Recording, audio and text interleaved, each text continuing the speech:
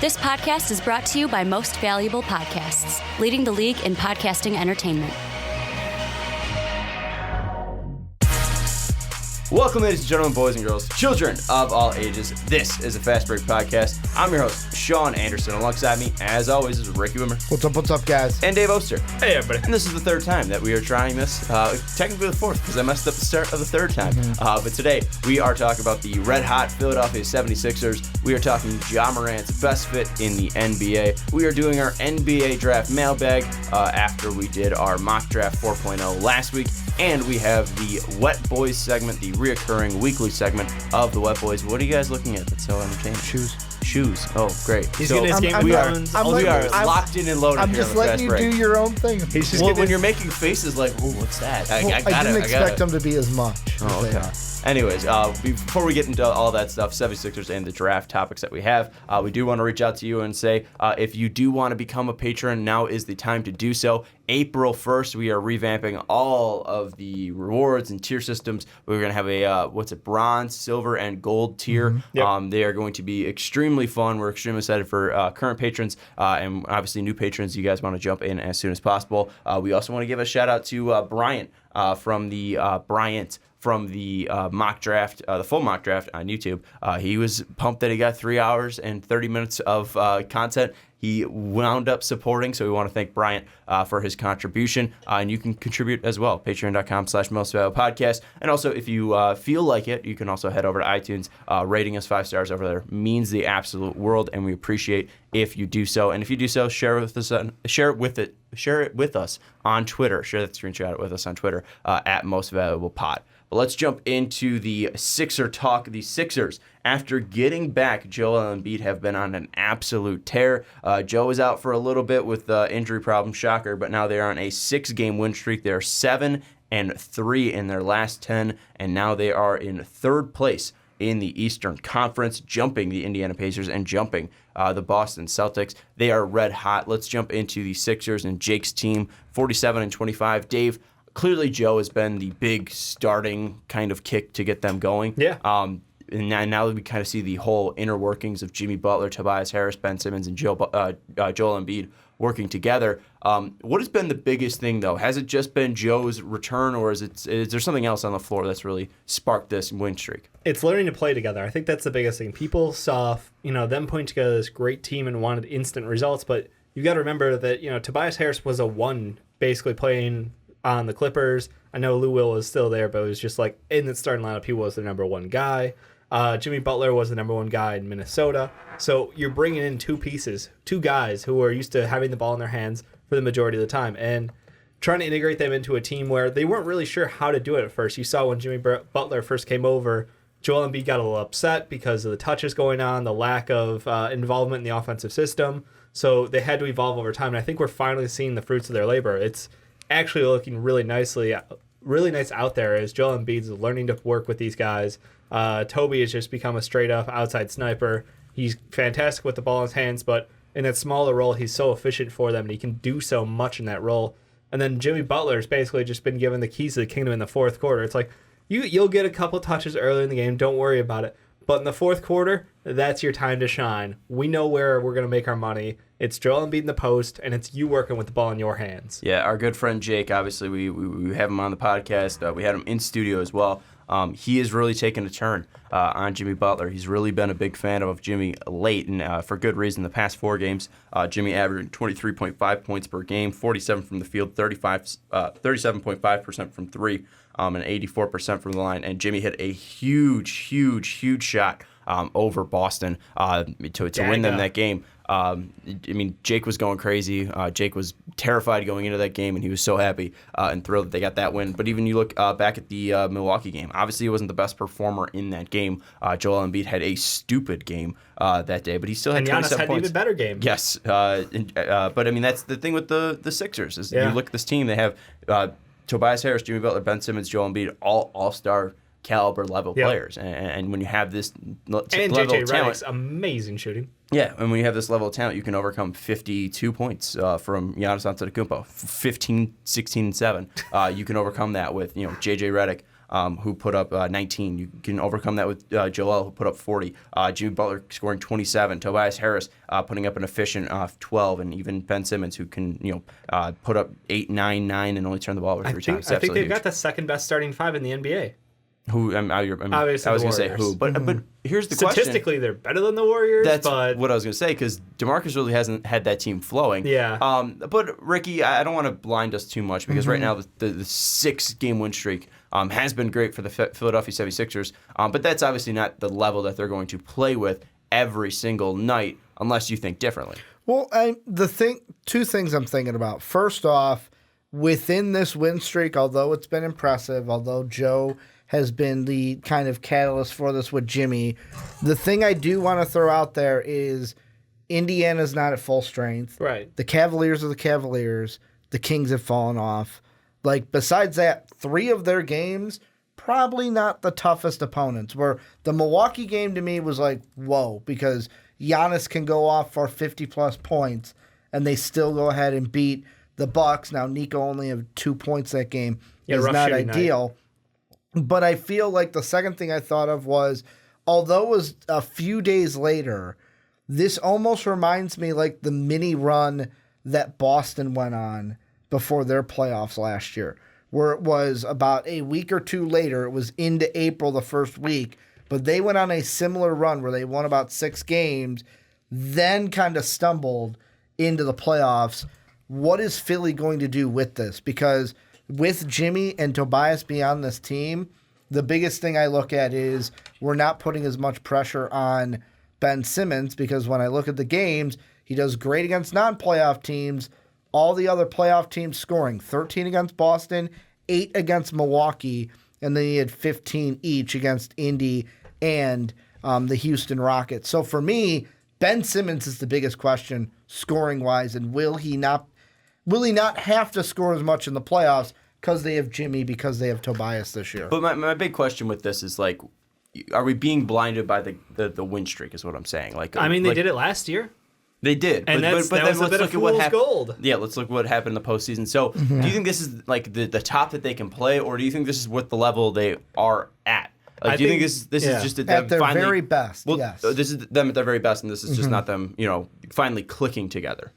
That's my question. Is this them clicking? I would say this is them at their very best. Okay, so this is not them just clicking. This is them at their very best. Dave, do you agree with that? I disagree. I think that this team is only starting to figure out what they can do together as a starting 5. I think that there is going to be more piled onto this. They're starting to get good off-ball movement. They're starting to utilize Ben Simmons working the low-post matchups, which is something we hadn't seen earlier this year. When you have him going low-post, about 12 feet out, and being able to slash to the net and for follow-up taps, rebounds, like it's something that we hadn't seen, and it's something that actually, like, when you watch, like, oh, no shit, he has a huge matchup advantage. Why wouldn't we do this thing? And it's just like, oh, Brett Brown suddenly is coaching. I'm concerned for, like, other teams, because it's things that we were constantly mocking the 76ers for was Ben Simmons' lack of offensive skill set. Basically, he was a facilitator, and if he couldn't do that, then he was basically staying outside, twiddling his thumbs. Well, and also, now he's much more active. Jimmy called him out. The game they played, the one that we were there, were like, and it was the funniest thing from that game was when Jimmy was coming out of the locker room for that second final shot. Yeah. He was saying, like, we better draw up a better fucking play than what we just drew up. Yeah. Basically calling out Coach Brown. I think that Brown. Yeah, so I think that this is the tip of the iceberg for them. They're hitting their groove, they're feeling great. I think now it's time to build off of what they've done. Well, here's the question then for both of you now, because clearly you're thinking that this is them clicking. Yep. Ricky thinks it's just they're peaking, and it's a good 6-game win streak. But if we're looking at the grand scheme of playoffs and winning a title, are they the best team in the East right now? To Dave, if they're clicking, and this is just them finally coming together, and then Ricky at their best. Let's say this is this win streak. Like if they're playing Milwaukee tonight and they're playing Toronto tonight, and the series starts now. Let's say that if the series starts now, would you take them in 7 games? So we'll go to Dave first. Sure. Do you think that they are a legitimate threat going into the playoffs to win the Eastern Conference Finals and go to the finals? And then, Ricky, your question is, if playoffs started now and they're going up against Toronto or Milwaukee, let's just get rid of the seeds right now. Let's just say they're jumping to the Eastern Conference Finals. Would you take them? in 7 against one of those teams. Dave, go first. So I would take them. I do think they're a legitimate threat for the Eastern Conference Finals. There's a good chance. I mean, Milwaukee's beaten up right now. They've been healthy up until like the last month of this year, and then it's just everything comes down at the worst possible time. So I like how they played against Milwaukee, and it took a heroic effort out of Giannis to bring them just inches away from beating them. So give me that Sixers matchup going all the way. The Raptors are the scariest team to me in the East right now. Even though I picked the Celtics, things aren't right yet, and there's still a couple weeks to the regular season. I think there's 2 weeks, so let's I'm not going to give up on them. But right now, that Raptors matchup in the playoffs is the one I would be circling as that's your Eastern Conference Finals. That's what it could be. That's scary enough, but it could be. Well, I'm shaking my head because if the seeding happened as it did now, that would be our second round matchup. Right. The thing with me, throw seeding out. Yeah, so. Throwing seeding out. I think to just quickly answer that before I answer mine, the Bucks and the 76ers.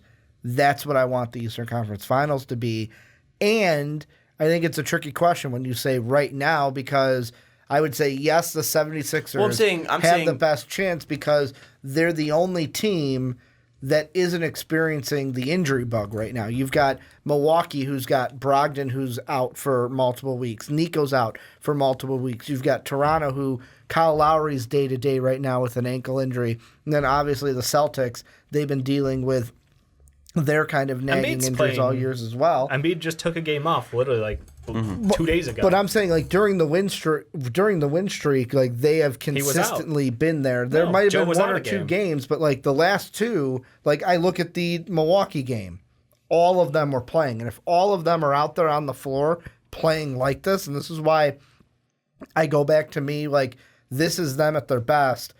I feel the Sixers to make the finals need all 4 out there in a playoff series. Dave's gonna have a panic attack if I don't find the game that he missed. He missed the Charlotte game. Yeah. They lost or they won 118-114.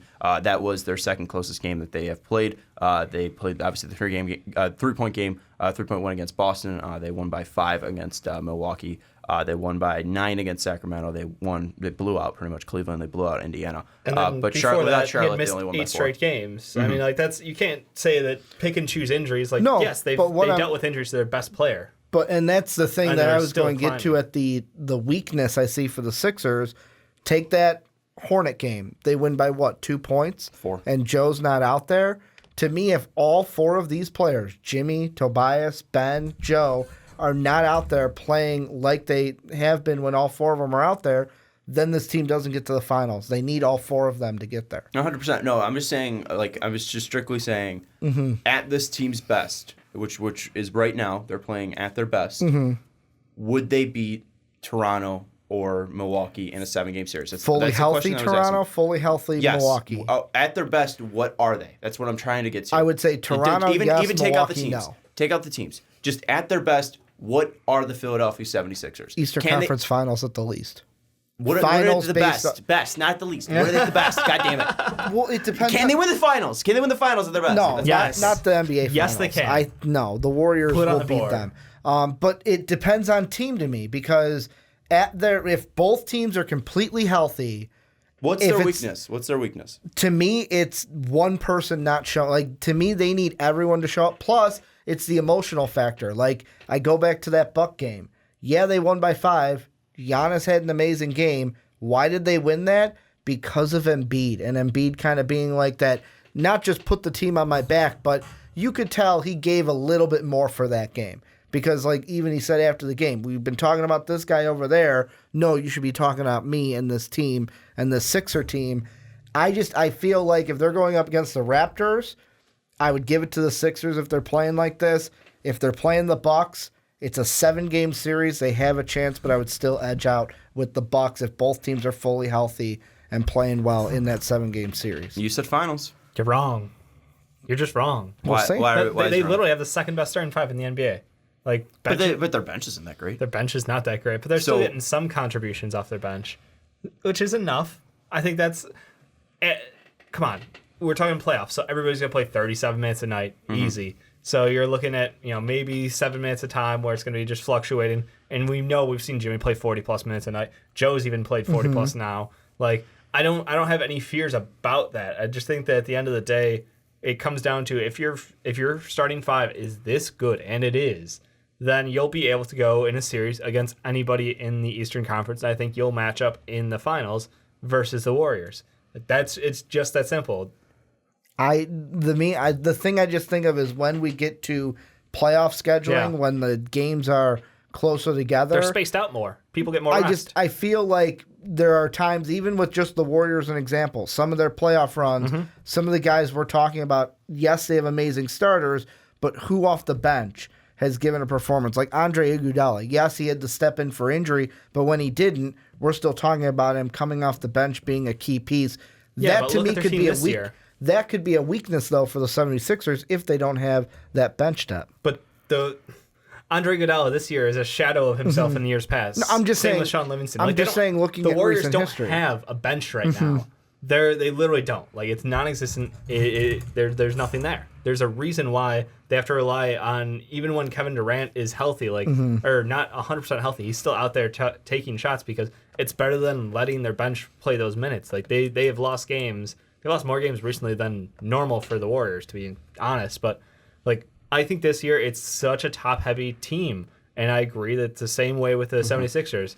Basically, you've got Mike Scott who can take some shots, and you have a backup point guard who can help alleviate some spacing issues. But outside of that, you're not expecting these guys to give you more than like 7 to 10 minutes. 10 is top, and that's extreme. The thing that I will go to, and I think this is where we'll kind of get into, is what are the weaknesses of this team? And then finally, if they don't make the finals, where will their downfall be? Because I think, again, if they're all clicking, if this starting five is clicking, you're right. Yeah. They're probably the best starting five. And when you get to the playoffs and when you're cutting down those minutes, that is absolutely huge. And this is a team with playoff experience. Jimmy Butler's been in the playoff multiple times. Joel Embiid, this is not his first rodeo. Same with Ben Simmons. JJ Redick's been in the league since 2009. He's been in the playoffs most of those years, if not all. And Tobias Harris, I don't think he had. No, Detroit. I think he's been once with Detroit. I could be wrong because I don't think the Clippers made it last year, right? Correct me if I'm wrong. They did not. Because they were a lottery. They got Shea. Yeah, so I think that he's been there once, but even then, I don't think he's going to be a guy that's going to be. I don't think he's going to crumble in big moments. So I'm not extremely worried about it. I'm not super worried because the ball's not going to be in his hands a ton. He did. He played 4 games back in that Detroit 2015-2016. Put up 14.5 points, 9.5 boards, 3 assists, 45% from the field, 33% from 3. So played 39 minutes. So the big thing that I did see is the 39 minutes. That's all I care about. Because I think he's a much different player than he was when he was 23 years old. So I'm not really worried about like their playoff experience. I think it clearly comes down to Brett Brown. And I agree. If we're talking about the bench does concern me. And that's the reason why I'm concerned about the Warriors too, is because they don't have anybody to go to if, Steph gets injured or if, Klay's not on. They don't have somebody like Andre Iguodala like they had in the past who was playing up to that level. Obviously, they still have Andre Iguodala, but they don't have the same Andre Iguodala. He's older, he's slower, he's much more limited than he was at the Warriors' peak. I look at this bench and I do worry if Mike Scott's going to be able to contribute and hit threes and outside shots when they need him to. Can T.J. McConnell be a guy that because he's going to play. Can he be a guy that does the same performance that he did last year? last year he was a guy that came off the bench and did. He was help like their team. MVP against the Celtics. Yeah, losing effort. So what's this bench going to be like when they get there? So I think the two that really stick out to me is Brett Brown on the bench. I think I can kind of come off the bench a little bit. The Brett Brown one I cannot though, because what we saw last year in the playoffs and the lack of the lack of awareness, but also the lack of discipline. I think the 76ers showed in that series against Boston. So what does Brett Brown need to do for the 76ers to make it to the Eastern Conference Finals and then also make it to the Finals? What does he need to do to make sure this team, at least, like Ricky was saying, at their worst, and when they're at their best, at their worst, they only make it to the Eastern Conference Finals. What does Brett Brown need to do? He needs to continue to adapt to his opponents. Like that's the biggest knock was he wasn't reacting to how his players were playing in games. He was giving them standard minutes and poor rotations, regardless of the effort that was being put out on the court or the results. When Ben Simmons was out there struggling against the Celtics, he let him struggle. And maybe that was just look, we got to the playoffs, we're playing with house money, and this kid needs minutes. Even if he's choking out there, he needs those minutes to understand this is playoff basketball, this is the intensity. So that was a huge knock against him, was his lack of ability to work those rotations, see what was happening in front of him, and make adjustments to go along with that to help his team win. So if we get to the playoffs and they end up with a bad matchup in round one and he's not able to make those calls and they eke by just pure talent-wise, I'm going to be concerned. Even if they win the series, I would say, like, oh, man, this shit is not going well. Like, it just... And that's the thing. You know that Joel Embiid is one of the most dominant players, and he relies so heavily on having the ball in his hands. He can work the low post, get to the foul line, and cause absolute problems for other bigs on other teams. But if they can't distribute the ball to him, if they can't give him those opportunities, if Brett Brown can't adapt his game to matchups, then they're screwed. Like, it's just... You're right. Like, he is their kryptonite right now. He is what everything rides on, is Brett Brown's performance and his coaching ability going into the playoffs. Ricky. I mean, with me, I kind of think Brett Brown has to kind of be a little bit of Steve Kerr and a little bit D'Antoni. Where I think about those two, of course, Steve Kerr is the ultimate side, like to one scale, where, you know what, I'm just going to let you guys do what you do and kind of intermittent, put some things in here and there, where D'Antoni's kind of got the same thing, where it's like, let Harden, let CP3 kind of run the show, and then kind of just guide them a little bit. You don't have to be so hands-on. And I wonder is it because he's a Popovich disciple? Is it at times maybe Brett Brown feels like, I got to get my hands in here and kind of really like pull this team this way, where it should just kind of be like hey, you know what? Let Joe, Jimmy, and Ben and Toby kind of run this team, but then kind of throw in here and there an intermittence and kind of guide them rather than steer them. Like, that's what I'm thinking. Mm-hmm. Yeah, I think when it comes down to it, the biggest thing that I want to see from Brett Brown is I want to see the ability of late games transfer, because we've seen Jimmy Butler be able to take over the fourth quarter. But what if teams, let's say Toronto, are able to lock up Jimmy Butler? Because you're going to have Kawhi Leonard most likely on Jimmy Butler. If that does not work, are you going to feed the low post and give it to Joel Embiid and make him win it? I think he has the confidence to do it, but will he be able to make those shots? What if they have Marc Gasol out there and they lock up Joel Embiid? Will you be able to draw up a play to get Tobias Harris open, JJ Redick open? Or are you going to give it to Ben Simmons and make him try to win the game? I think the biggest thing that he's going to need to be able to do is make sure his late game offenses work, especially if they're going to be throwing out something to make sure he goes away with what he's comfortable with. Yeah. So how is he going to adapt, I think, is the biggest thing that you mentioned, Dave, especially when it comes to late game situations, because we saw that against Boston. Did not work out for them. I think that if he wants to take this team as far as they can go, he needs to be perfect, especially in late games. Based off of what Dave said, I got a question for either one of you. If you're the 76ers, who would you rather see in the first round, the Pistons or the Nets? Doesn't matter. They win either way. Yeah, I'd say they've had the Pistons number this year. I'm not concerned about them at all. I'm on the other side. I feel like, I'm not saying like for sure like the Pistons would upset, but that's a team where I look at it and I go, if one person from the 76ers main four is off, the Pistons could take advantage. See, I don't even think so, because I think it's the Blake Griffin show. And if you think that Reggie Jackson is going to be reliable, just laugh your way out the room. Like, that's not going to happen. That's the thing. He's never shown that in his entire career. Andre Drummond's a great rebounder, but Joel Embiid always gets the better of him. Owns him. It's every single year He's since in existence. Drummond's head. Exactly. It's hilarious. He puts on a clinic. So and that's the thing, is like Blake can put up 35. Doesn't matter, because I mean, you don't have a defensive answer for Ben Simmons on that team. There's no one who's going to be able to guard him. And let's say, hey, they put Blake on him. All right, well, who are you going to have on Tobias Harris? Who are you going to have on Jimmy Butler? You cannot stop the talent that's on this team. And I think the Nets would be fun. They just don't have enough shooting. Yeah, I think the Nets would be fun, but I personally don't think any team has an answer. Because kind of to go with that, though, the thing I throw out there, of course, it's one game. The last two between the Pistons and 76ers were close, but we've never seen both teams fully healthy. Yeah. Because Embiid didn't play the one game. And Sixers win by like 2. Then when they come to Philly, Drummond has 21.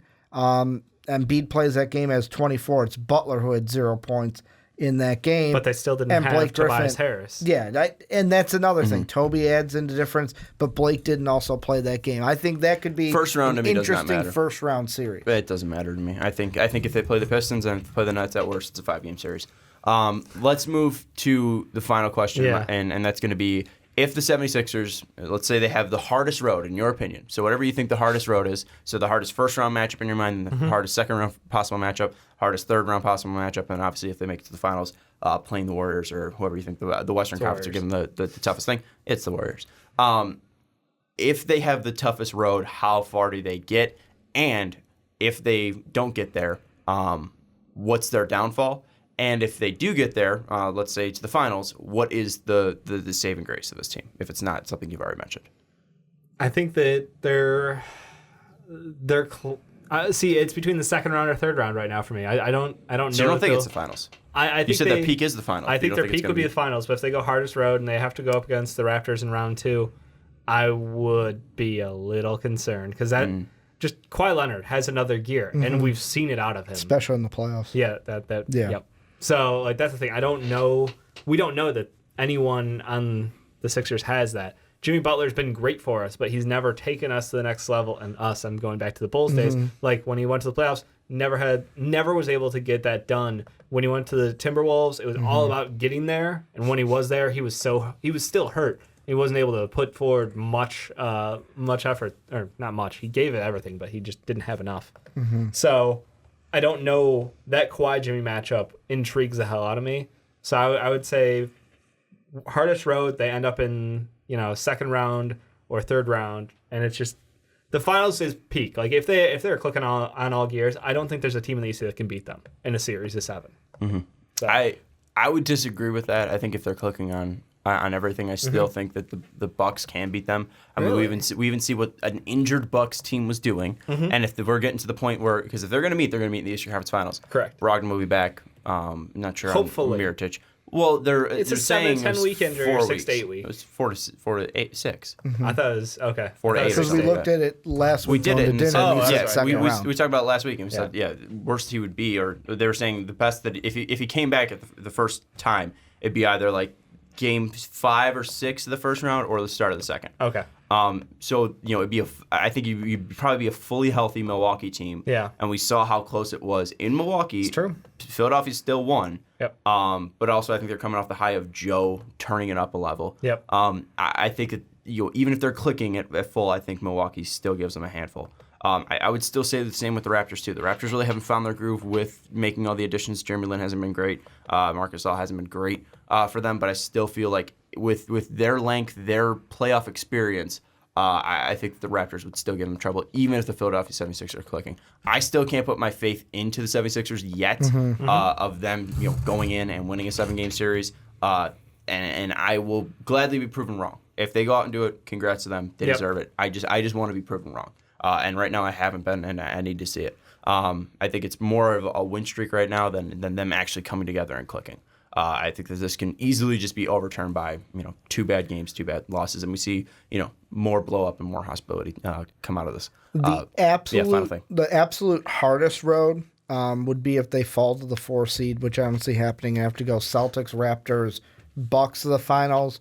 But because I see them kind of sitting at the 3 when it's all said and done. Yeah, I doubt they fall from the 3rd. Pistons, Raptors, Bucks. That's the hardest road. And I think they fall to a fully healthy Buck in the Eastern Conference Finals because of, A, how much energy are they going to have to expend to get past Kawhi and the Raptors, and then they got to play Milwaukee. Well, and that's the thing, too, is like we're talking about Joe being the catalyst for them. If he goes up against Marc Gasol is going to give him the toughest matchup that he'll see probably until the finals if Boogie's fully healthy and clicking. Colin, could you imagine a Boogie versus Joe finals matchup? Fucking fun. Could you imagine the process versus the Warriors? It'd be great. The mind games, Twitter would be amazing. Post-game comments, like everything about that would be amazing. Just shit-talking fiesta. I love it. And then Also, Kevin Durant would get the MVP.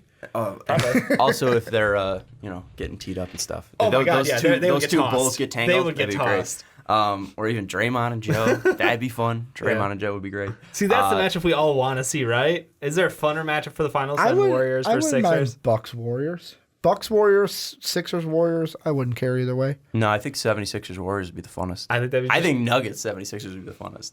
Joe versus Jokic. Come on. That'd be the decider for Jake and I. That'd be the decider for Jake and I. A 7-game series, Nuggets Sixers finals. Whoever wins, it's the best center in the NBA. I would love it.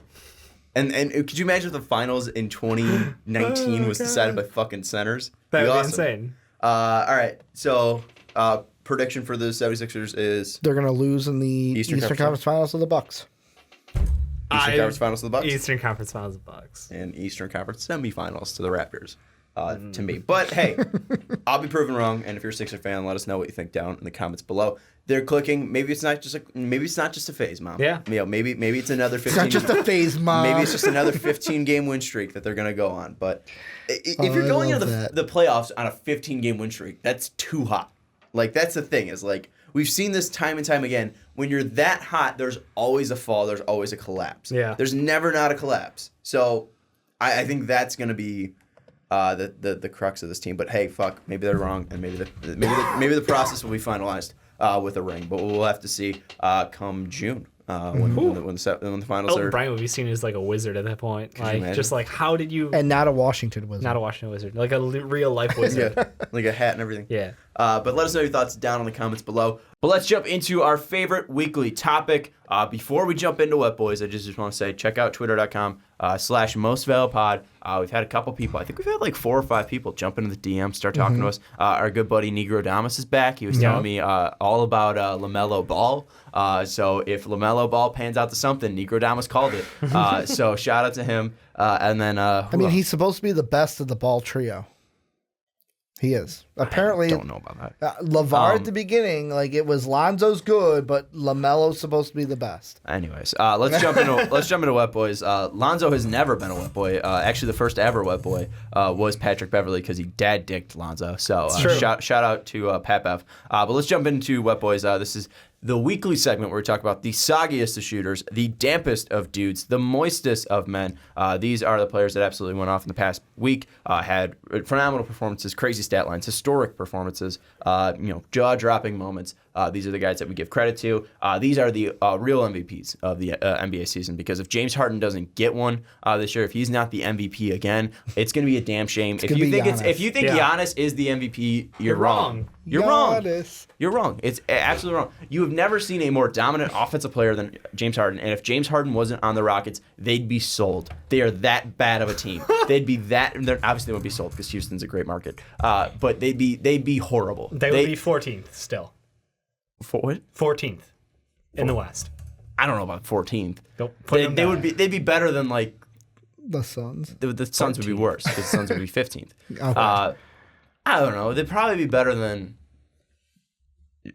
That's where they were when they started the streak, though. That's true. Where would you put them? Where would you put them in the West? Would you put them below the Lakers? If we without James start Harden. The season without James Harden, take James Harden off. Yeah, they're below the Lakers. Below the T-Wolves? Yeah, they're probably right in that Grizzly range. Okay. My favorite team in the world. And the that's Grizzlies. the thing. You take the Bucks off. You take Giannis off the Bucks. They're still like a 4 or 5 seed. Like they're still making the playoffs. They're better than the Pistons. Yeah. So especially with Bud as their Chris coach. Mid, Bud, Bledsoe, Shit. Brogdon. So the real MVP Big is Splash Mountain. So you're saying without Giannis, they're just the Hawks of the North. pretty much. Yep. But the thing is that I want to get to is James Harden's not a wet boy this week. Surprisingly, he had a great performance. Yeah, though. put up 61 points and like 27 or something, 24 in the first quarter. Yeah. He's not a wet boy this week. He's amazing. Ricky, start us off with your wet boy. So my wet boy is a guy when he was in, like when we were talking about his draft class, this was before us three, this was before the fast I think break this was became before a I was thing. born. Mario Hezonja is a wet boy for the first time ever because he joins a just unique class of characters headed but no, Kurt Heinrich is not a bum, good sir. He's a bum. He joins the unique class of guys who might not be the leader of their team, but they can do one thing. They can stop LeBron James. LeBron stoppers. And Mario Hezonja, given the look also to LeBron, like the straight disrespect of like, how dare you drive on me? How dare you, LeBron James, drive on Mario Hezonja? Did you not see what I did to Giannis a couple weeks ago where I put my nuts right in his face? Yeah. So Mario Hezonja, he's got nuts of steel, and he had one of the best blocks of the year, the play of the year in my book. He gets his first wet boy. It's pretty incredible. I don't know about incredible. He did two great things this season, but mostly that's been a bad The contract. fact that DeAndre Jordan like pushed him into it too also helped. If you watch from the back, his hand's just on his back the whole way. Still a bad contract for the Knicks. No, He has not been great. What are you talking about? He hasn't been great. It was a toss-out contract. It was, hey, a former, top pick in the draft. We'll throw some money on for a year, see what happens. I mean, like, it's not going to be, it's They're not like the a Knicks. Mozgov Do you expect bad, them but to like, nail down a big free agent last year? I'm just saying, Every no, year? I'm just Any saying, year? like, This year? Never? he was supposed to take a leap because we saw what he did with the Magic late in the season, and he's been worse. Because they put him as 4. Yeah. But then the Knicks refused to use a point guard or an offensive system and decided this is iso ball, baby. Get out the way. Grind, baby. Anyways. No, there was no grit or grind. It was just... Sorry. No, go ahead. It was just iso ball and shitty point guards. I mean, that's outside of the ISO ball, that's pretty much the Magic. It's just shitty point guards. Yeah. Let's They go had to a your system boy, at though. least. My wet boy nearly was Joel Embiid. He had a couple great performances, but I got to go to the guy who gets it done. And the G stands for gets, and it's Jimmy Butler. He had a great week. 24 points, 5 boards, 5 assists, shooting pretty well, 44 and 40 respectively. But the thing is, when it's clutch time, you go to Jimmy Butler. 'Cause he gets buckets. He is the fourth quarter master right now, and the 6-game win streak by the 76ers could not have been done without Jimmy Butler. Locking down games in the fourth quarter, hitting big shots, and playing selfless defense out there. So, credit to him. Also, shout out to Jimmer Fredette. Coming back to the NBA. Give it one more try, buddy. The Suns signed him. We'll And see. for the rest of the season, what are the expectations for Jimmy? I expect he gets just turnstiled on his first play on the court. Like, he's going to be up there, and either he just gets shook or just they run right past him. But he'll hit threes from mid-court. Like, that's... Will he? So he really didn't 100%. He really didn't do that in the NBA. 100% he will. 100%. All right.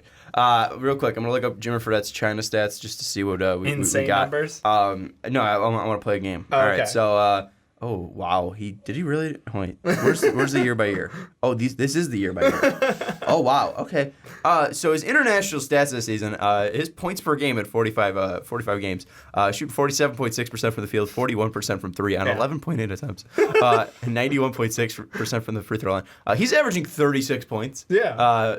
I was gonna put the over under his for most in an NBA game this season at his average in China, but it's again That'd be 36 really points. really great. So let's put it at like 25 over under Jimmer for 25 points this year. My mind's at any telling me point. no, but I feel like Devin Booker's going to sit down a game or two towards the end, and Devin Booker is going to be okay with giving the green light over to the big shot taker and Jimmer. I'm going to say no. He gets the most he'll get is 18. 18? 18. You're really low on Jimmer, huh? Like that's It's like Jimmer. his cap. How do Like you not love Jimmer?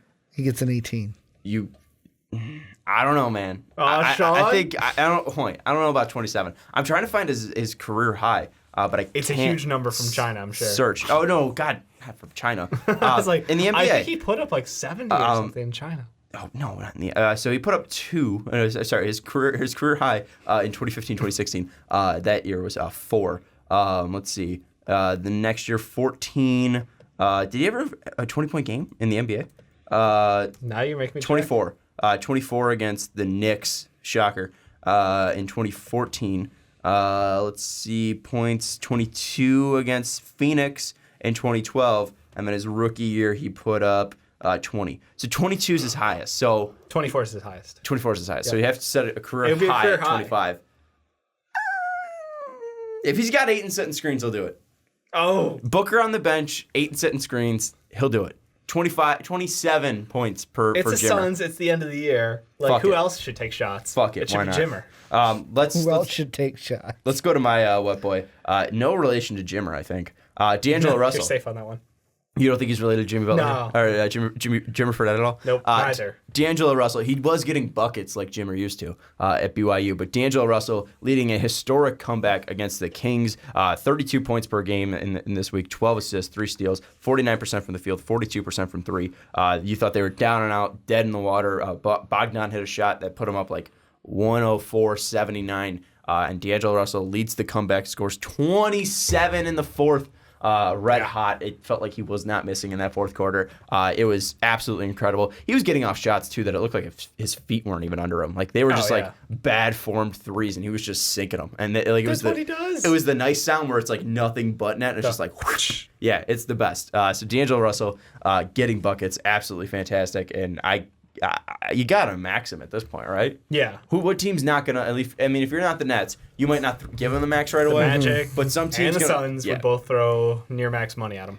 Why near max? Why not just max? They might throw max. It might be max. Kid's 23. And he's an all-star. He's great. Yeah. And the Lakers traded him for nothing, for cap relief. And that's the thing you forgot. Garbage. This week, shooting that shot and then what? Telling the Staples Center to be quiet. Simmer down be now. quiet. Y'all ain't going to the playoffs. No, they're not. And Brooklyn Nets are. So what year is it? LeBron James is not making the final, the playoffs. Is this 2000, 2000, early 2000s when the Nets were like a finals How old was team? D'Angelo Russell? Like 10? Maybe. That's the thing. Is like D'Lo's incredible, and D'Lo's making the playoffs, and LeBron James isn't. Interesting stat. The last time LeBron didn't make the playoffs, around 95% of the league was not in the league. Yeah.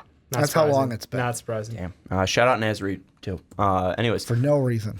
no, shout out Naz Reid. I'm surprised you didn't do what I did a year ago today and What? give a wet boy to a tourney kid like Naz Reid. No, I mean the only reason we did that last year was because it was a what was it called? It's a 16 over a 1. 16 over 1. Which I doubt that's ever going to happen Gardner unless Webb someone almost did it again. unless someone beats Austin Carr's record for most points in a tourney.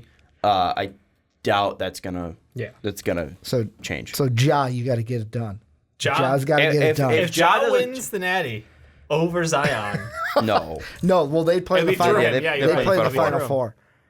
I think It'd that still be over him. Yeah. if the only way Ja gets one is if he wins. Yep. If he wins the what's it called? The Natty. tourney. Or beats Zion, or if he puts up 20, 20, and 20 in the tournament. If he does that, then yeah. But I mean, it's going to have to be a historic thing for him to get a wet boy this early. But he'll be getting plenty next year. I'm sure. Let's jump into the fantasy update real quick. We are now in second. Oh, no. 101 points. We are in second place. So we are 2 points behind Super Hippo. So 103, 101. Let's see where we need that's to make Kyle. a run. I think that's Kyle's team. Kyle. That's just his name, Kyle. Oh. Well, there's 2 Kyles. Yeah, I don't know which one. I know it's Kyle. I think. Well, Super Hippo. I know he's reached out to us on Twitter. I just know him by his Twitter avatar.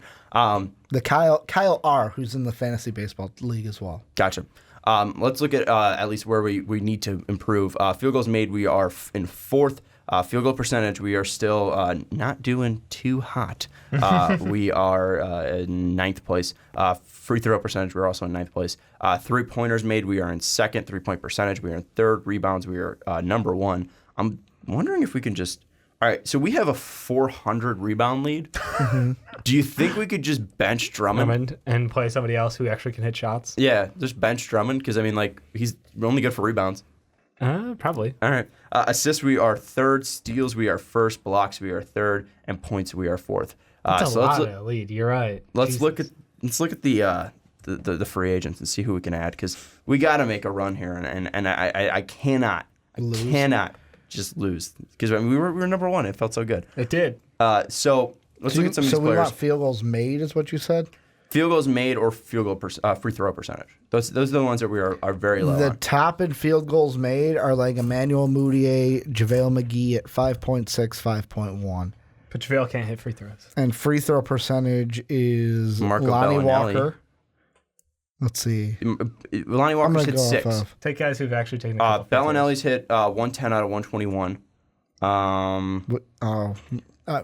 Alfredo Camino's hit 124 out of 145. Shabazz Napier 115 out of 138. Shamet has taken 70 out of 84. He's shooting 83%. Yeah. I mean, that could we work. could take Batum. He's hit 77 out of 89. We need someone who's going to be playing. That's the thing. So I think that Shamet's a good ad. I think his numbers recently, they're on a 4-game win streak, which is nice. Go Clippers. Farouk Amino could be a good ad. He's very spur the moment for his free throws. He has multiple 0 games, so he's like 2 of 2, 3 of 4, 4 of 4, 3 of 3. But so I think that could work out. What about Bellinelli? He's getting like 9 shots a game. Bellinelli is going to be one that's, I mean, because he's put up 12, 11, 9, 17, and 11. What about DeMarre Carroll? 3-pointers. What about DeMarre Carroll? I mean, I'm looking at his free throws, and of course, most of them are like 2 of 2, 3 of 4. There are some where it's like 5 of 5, 7 of 8. 75%. 10 of 13 against Denver. I think Bellinelli might be our best bet. Just he gets to the line often, and he gets enough shots, and it's Spurs team. Yeah, the thing, too, is DeMar Carroll's shooting 39% from the field. So that's one that would take me back because 39% from the field, that's bad. And we're not doing hot on that. Oh, we also have to drop Malcolm because he's out for the regular done season. so. That's right. Well, yeah, we can make 2 moves. So let's pick up Bellinelli. Bellinelli's shooting 42% from the field. We'll Make drop 2 moves. Drop Brogdon, then we're just going to drop Drummond. Not dropping We don't need him. We're not going to drop him outright. No, we're not going to drop Drummond because someone can take him and win rebounds. Let's find field goal percentage. Brogdon has made 378 and shooting 50%. JaVale, should we do JaVale? I said JaVale. Jetty? Got the... Chatty could work. Jetty, he's shooting 42% from the field and 78% from the line. Bryn Forbes, 44% from the field and We're 80. just taking the entire Spurs? Is that the plan? Malik Beasley, 48% from the field and 90% from the line. So he doesn't hurt us from the line. He doesn't go a ton. Moutier, too. I think someone said Moutier. Yeah, he was at the top for Ricky. Or Shea Gilgeous. 47% from the field, 80% from the line. Gonna get us assists? But he only makes about 4 a game. What? For what? 4 shots a game. Yeah, but he's a leader in field goals made. That's the thing. Yeah, I'm good with any of those guys. I think Like I'm flipping through numbers. Moutier and McGee are gonna if they're gonna get us Wesley about 5, Matthews? 6. 81% from the line and 40% from the field. Give us threes. I'm just trying to find guys. I'm trying to find bigs that can shoot free throws, which is impossible. Moutier in his last 6 games. It doesn't even need to be Thomas a big. Bryant, 62% from the field, 81% from the line. It's pretty good. I'm just saying Moutier in his last 6 games has had 21, 14, 28, 7, 15, 21. What do free throw numbers look like? Free throw numbers. He had a 9 out of 10 game, which is going to skew this a bit.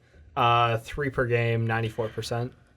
So, I mean, Moutier's pretty much been given the keys to the end of the season for the Knicks. So I think Moutier might be a worthy pickup. He's had a couple of rough ones, but We got a lot of guards though. yeah. But I mean, it's assists. Well, and it doesn't have to be a center because we can just put DeMarcus at the center, and then we have the Yeah, but when they're all playing at the same time, we need to have some flexibility. I don't know. We'll see. I'm cool with Bellinelli and Moutier. I'm cool with if we want to go Shea or Thomas Bryant. Let's do Moutier. Who are we dropping though for Moutier? Brogdon. We already did that to pick up Bellinelli. Oh, I didn't know. I thought we were just swapping Drummond to the bench for him and moving DeMarcus into the center. To pick him up. We had to pick up both Moutier and Bellinelli. Right. Oh, okay. So we need to drop somebody else. I saw an empty. So just leave it earlier. Just leave it. Don't pick up Moutier. Ricky, We could drop Derek White. Sure. Derek White's been hot though. Yeah, I'd hold on Derek White, I guess. Okay. All right. So that's what we're gonna do. We're gonna not pick up Moutier. So we'll start benching Drummond, and then we'll roll with the team we got. Hopefully we can keep up super hippo. For first place, hopefully we can beat them and take back what is ours in the fantasy league. But let's move into the next topic, and we are going to welcome on our patron, John Woodson. I want to keep saying John Wooden, just looking at your name, John, but we'll keep it into the NBA side, and we'll call you Mike Woodson. We're going to talk about the NBA prospects, and again with John. If you haven't checked out his segment last month with Ricky and Dave, they did a great segment on NBA sleepers. It's still relevant. Go back and check it out. But today we're talking about someone who might have been a sleeper last year, but now is definitely on everybody's radar, especially if you're coming from the tournament. You saw the Marquette Murray State update. Ja Morant, he's been a guy that's been in our top 3 since day one, since mock draft number 1. And now we are just being able to show this to the national media. And now we want to talk about where he fits on a team because, we look at this and we're always talking about, the Suns and Bulls need him. And he's a great fit for them. But where is he going to do the best in his career? If he's drafted to a certain place, how will he do? And that's what we're going to be talking about. What is the best fit for Ja Morant in the NBA? And that's pretty much going to be stuck to lottery teams because we look at it And with the lottery changing, Cleveland has a very high chance of getting the number one pick. Phoenix, New York all have 14%. Chicago 12.5%. Atlanta 10.5%. Dallas, Atlanta 9%. But even all the way down to the Lakers, they have a 13.9% to be in the top four. So that can mean even the Sixers have a 0.5% chance. That's true. Of getting the number one overall pick. They probably wouldn't take Ja with that pick. But no team will. But if you look at the top four, I mean, there's a 9.4% chance that Minnesota ends up in the top four. That can mean top two, and that's where we're looking at Ja Morant right after Zion Williamson. So let's talk about the teams in the lottery. That includes Boston with Sacramento's pick or the 76ers, Orlando, Charlotte, Minnesota, Los Angeles Lakers, New Orleans, Washington, Memphis, Atlanta via Dallas. Dallas would get that. If it is top two, Atlanta again with their own pick, Chicago, Cleveland, Phoenix, and New York.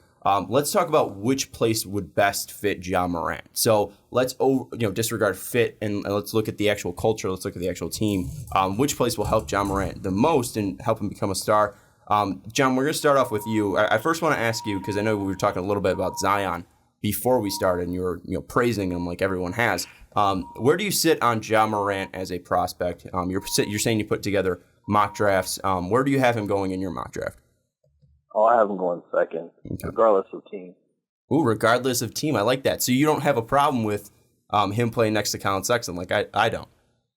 Well, it depends how you approach it. I approach it differently. I think if you're a top 3 pick, your talent level supersedes fit. I think that you're a franchise player and a team should select you based on your talent and build around you. I 100% agree. And that's what I've been trying to say to Ricky and Dave. I mean, I think Colin Sexton, comment section. And the comment section. Looking at, Colin Sexton, he wasn't, 8th overall pick, and that's huge, but I mean, Ja Morant could be a superstar walking in. Colin Sexton's going to need time to get there, I feel, if he ever gets there. Ja Morant might walk in and post a triple-double right away. We don't know. But I'm not going to give him that much credit. But, I mean, he's going to be a guy that puts up his numbers right away. I think you cannot pass him if you think he is the best player. If you think RJ is the best player, then obviously go with it. Go with your own rankings. But if you think Ja Morant's the best player, take him in the top 3. But let's look at least the fit. And John, what place in the lottery do you think he is going to fit best for his career? I think Phoenix and Orlando, and probably Chicago is close third. All right, Dave. Looking at Phoenix, Chicago, and the teams that John said, which team do you think is one of the best fits for him? I'm just going to get Chicago out of the way right off the bat. I'm going to leave that for Ricky. So just leave your hot takes for Ricky Chicago. I think the Phoenix fit would actually be really nice because it adds in a pure playmaker. Ja Morant has amazing court vision. He's able to pass out of both hands, lefty or righty. He's super creative. It's weird because he's a right-handed player, but his passes with the left, like he does underhooks, he does straight up like slide passes. Like he just get extremely creative with that. And I think that him having a coach in Igor who we know his systems in the past have been so dependent on having a creative playmaker that I think that they would actually have a pretty instant amount of success by adding in an actual legitimate point guard to that team, Devin Booker and DeAndre Ayton. That combo would be one of the best young trios in the NBA. Like everybody was so hopeful for, Minnesota's trio, Zach LaVine, Andrew Wiggins, Karl Anthony Towns. They're old news. Obviously things did not pan out the right way, but Devin Booker's still amazing. He's one of the best scorers in the NBA. I think DeAndre Ayton is putting up like 16 and 10 on crazy efficiency without having a point guard. And if you add Ja Morant to that trio, that is absolutely disgusting and an absolute recipe for an offensive success. Let's talk about Phoenix first, just because I was having this conversation yesterday with a couple friends, and one of them was saying that Ja and Devin Booker would not fit next to each other because Devin Booker works best with the ball in his hands. We'll go to John. I just want to get your sense of that. Do you think that Ja Morant and Devin Booker would clash with one another? Because you do think it's one of the better fits for him. Do you have that worry that they might clash with one another? Devin Booker is one of the best shooters in the league. He's a very good spot-up shooter. I don't think they would clash at all. Devin Booker's been forced to do a lot of playmaking and ball handling now, but to take that off of him and just be able to outright score and probably, help, on defense a little more, it would help Devin Booker's career. There's no overlap. It'd be like Chris Paul and James Harden, That's what I was thinking too. I mean, maybe not to the James Harden, Chris Paul level, but I think at least with the 3-point shooting percentage and at least the working off ball 100%, because that's what Devin Booker was in college, was a spot up shooter, and he shot 41% from three. And if you're saying you're giving Devin Booker wide open looks, whether he's creating those himself or he's getting that from a pass from Ja Morant cross quarter, DeAndre Ayton passing out of the low post, when a double team's collapsing on him, he's going to hit that shot. So that's what I was trying to, push to my friends. But, when they think Devin Booker's got 7 assists, that means that he's a great point guard.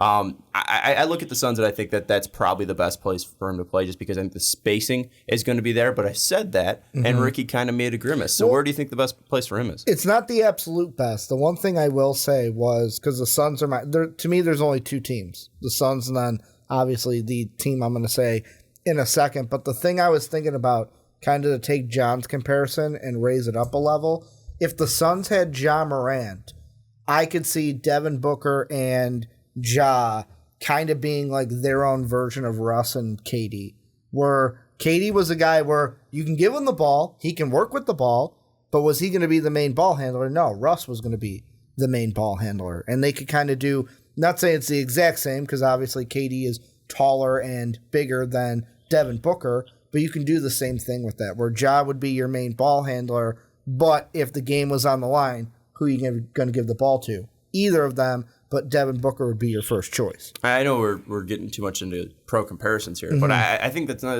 a terrible comp, but I think you could probably just do it with 2 guards and probably say it's going to be more like John Wall and Bradley Beal. Bradley Beal.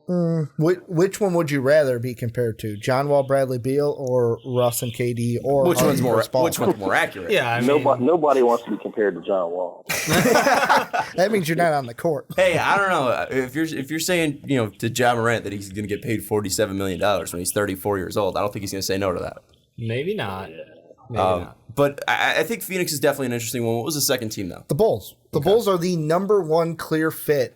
That and yes, I am coming in as a Bulls fan, rose-colored glasses. You're those a Bulls fan? Red-colored glasses. But to me, there is only 2 prospects I want in this draft for the Bulls: Zion if we get number 1, and Ja if we get number 2. Because if this team gets Ja, the way I see him fitting with Zach, Lowry, Otto Porter, Wendell Carter, we're not going to be probably playoffs the first year, but our future looks bright. That future looks so bright. And then we just got to get the right coach. Okay. And that's the thing that Phoenix has over us. They have a coach. We don't. Are you saying Jim Boylan isn't our answer? You know what? Ever since the late of the year, they've been playing good, and it's weird. But no, Jim Boylan is not the future. Here's the thing I'll say with the Bulls. And you're saying that you like the fit because of personal reasons, clearly. But how does he fit with that starting lineup? Because I think one thing that you can say with Zach, and it doesn't work with Devin Booker, is that I think Zach does need the ball in his hands to be dangerous, where I think, like we were talking earlier, Devin Booker does not need that. And if you're taking the ball away from Zach LaVine, who right now is a plus 20-point game scorer, and you're moving him off ball again like he was in Minnesota, where he wasn't this type of player. He was a very good starter. Obviously, he was putting up 18 points as the third player. Incredibly well as the third option on a team. But he's never had a point guard, though, of the caliber that Ja Morant could be. He had Tyus Jones in Minnesota, and now he's got Chris Dunn. Ricky Rubio. Yeah. Ricky Rubio. Passer, I would say Ricky Rubio got better after he left Minnesota. The Ricky Rubio we've seen in Utah is better than the one we saw. I don't disagree with that, but in Minnesota. But Ricky was still a great passer. Yeah, he's an incredible passer. He wasn't able to space the floor as well. But no, I think that LaVine has proven that he's good without the ball in his hands to that extent earlier in his career. I think Zach's pretty much just a scuffed version of Devin Booker, so I don't see any problems with the fit there. I'm saying more of the fact that I think Devin Booker can still be an all-star with the ball not in his hand every single possession, where I don't think Zach will be to that level. I think Zach is still going to be a great starter. Don't get me wrong. I'm not saying that he's going to be all of a sudden become ass and start scoring 15 points a game on terrible shooting. I think that it's just going to be harder for him to get his, and I think do you really want to take that away from it? Maybe he becomes more efficient and the offense becomes more efficient. And that's great. And I think that they are still a top 3 fit. I would personally probably put Phoenix number 1 just because I love the 2-guard fit of Morant, Booker, and then obviously just seeing a pick and roll with Ja Morant and DeAndre Ayton would be absolutely nasty. I think Chicago would probably Jackson on the wing. Yep. Yeah. And Jackson on the wing, he's crazy athletic. Yeah, it's true. And even T.J. Warren, who they just extended, and Mikal Bridges too. I mean, you're gonna have great wings out there. They re-signed Kelly Oubre. Like they've got a really deep team. But the thing comes down to, like, do you think that fit is better off than the Bulls fit? Because I'm so close to pulling the trigger on saying the Suns is better. Like I like their wing depth better. One of the main reasons why I also think the Bulls is better is, I'll ask you this: which team, and I kind of want to say take conference out of it because the Suns are kind of behind a bigger 8-ball than the Bulls would be, but put Ja on the team. Which team is making consistent playoff runs the quickest? The Bulls with Ja or the Suns with Ja? Well, it's different. Only Chicago, because they're in the East. Well, Phoenix has a tougher competition. And that's the one thing I was like, of course the Bulls have an easier road. They're in the East. And not even that. I think they're just a more talented team. Because you have Levine, who's near an all-star. Markkanen, when healthy, is a 20-10 guy. You assume that Wendell Carter, a top 10 pick, is going to be a very good center for you. And you look at Chris Dunn, who is also a top 10 pick, who will probably go to a bench role if they do draft Ja Morant. You got to look at Otto Porter as well. Otto Porter has been fantastic for the Chicago Bulls. So it's a much more talented team than Phoenix. I think they're pretty close. I honestly do. Come on, when you pair it up, you go straight up. You go Devin Booker versus Zach LaVine. Everyone's going to take Devin Booker. Yeah. At the 3, if you want to put up either Oubre, Jackson, Mikal versus Porter, and then at the 4 you got Markkanen versus Warren or Jackson. I'll take Markkanen. And then 5, Ayton is going to win over Wendell Carter. Yeah. So I mean, I think that it's a very narrow thing there, but the Suns have had talent in the past, and they've never been able to do anything with it. Obviously, the last couple of years, it's been that lack of depth at the point guard position, and we want to point the finger and say that's why you can't win. You don't have a point guard. But the question is do you think that whether they've had all that talent or not? I still think they've underperformed. Regardless, I think that Phoenix team has been a lottery team for forever, and their lack of production, even with talent, concerns me. So I wonder if adding Ja Morant, you're still not going to get over the hump. So you think that, I mean, obviously adding him right away is going to be tough to overcome the hump in year 1 in the Western Conference.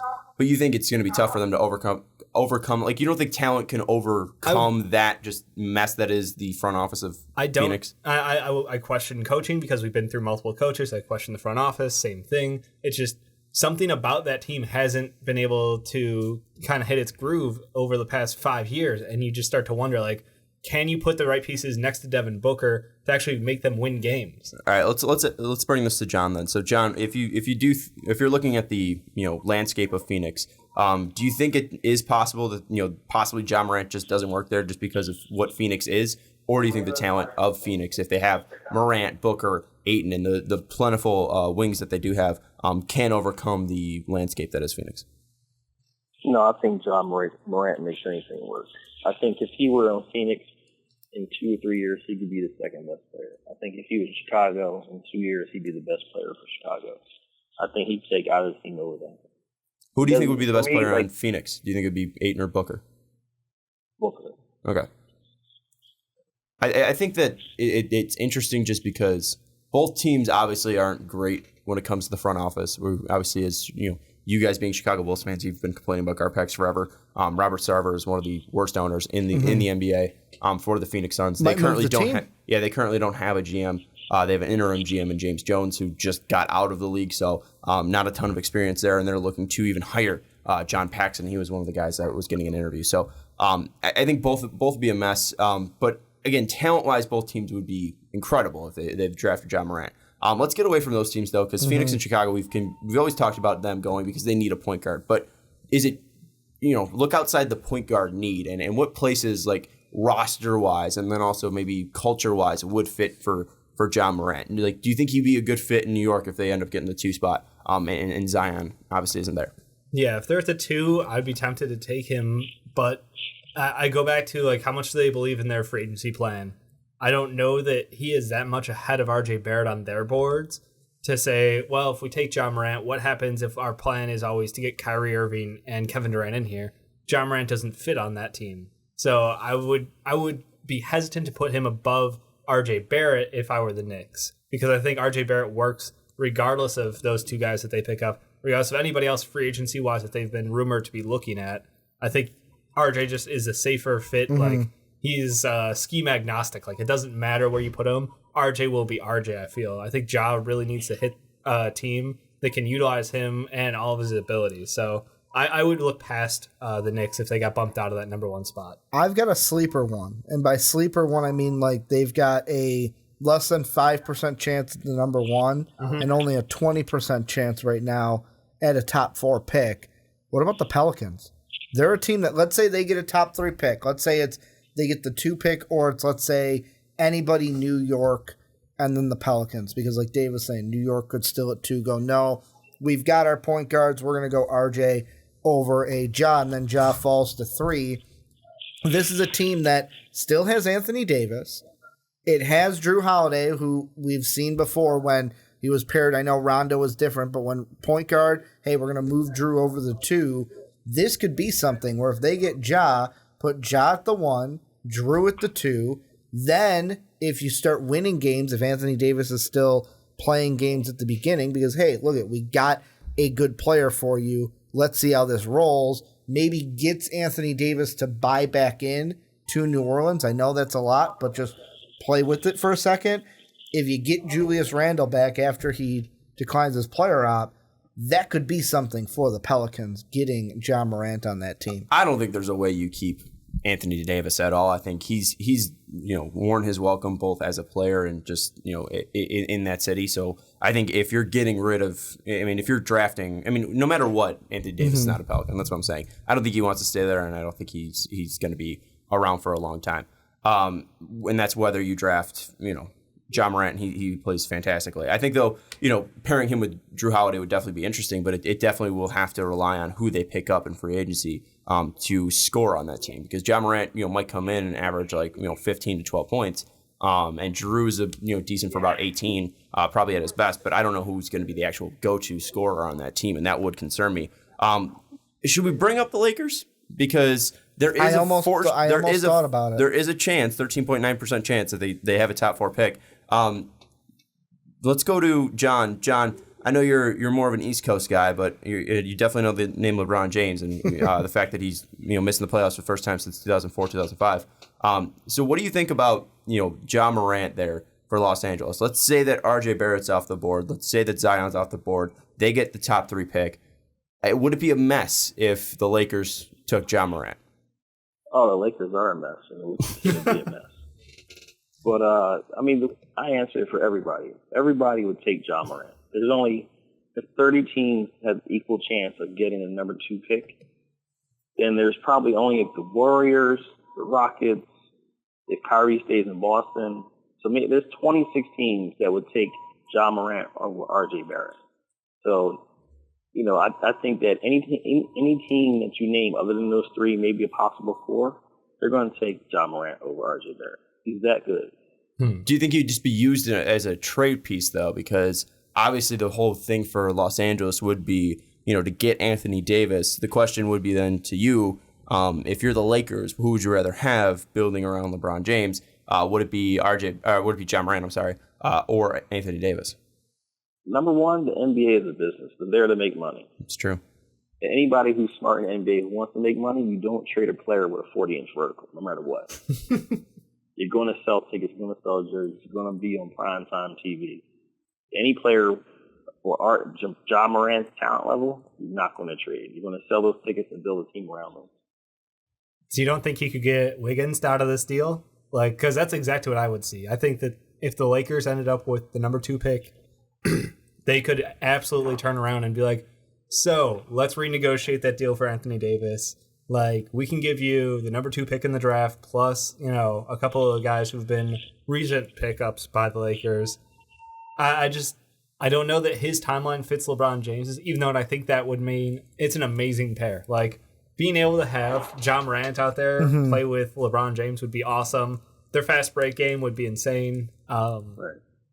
But I think that his value is so high that that would be the ultimate leverage, and it would be used exactly Wiggins for Kevin Love. It would be the same thing in this case. So I just want to throw this out there. Of course, he could be put into a deal with Anthony Davis.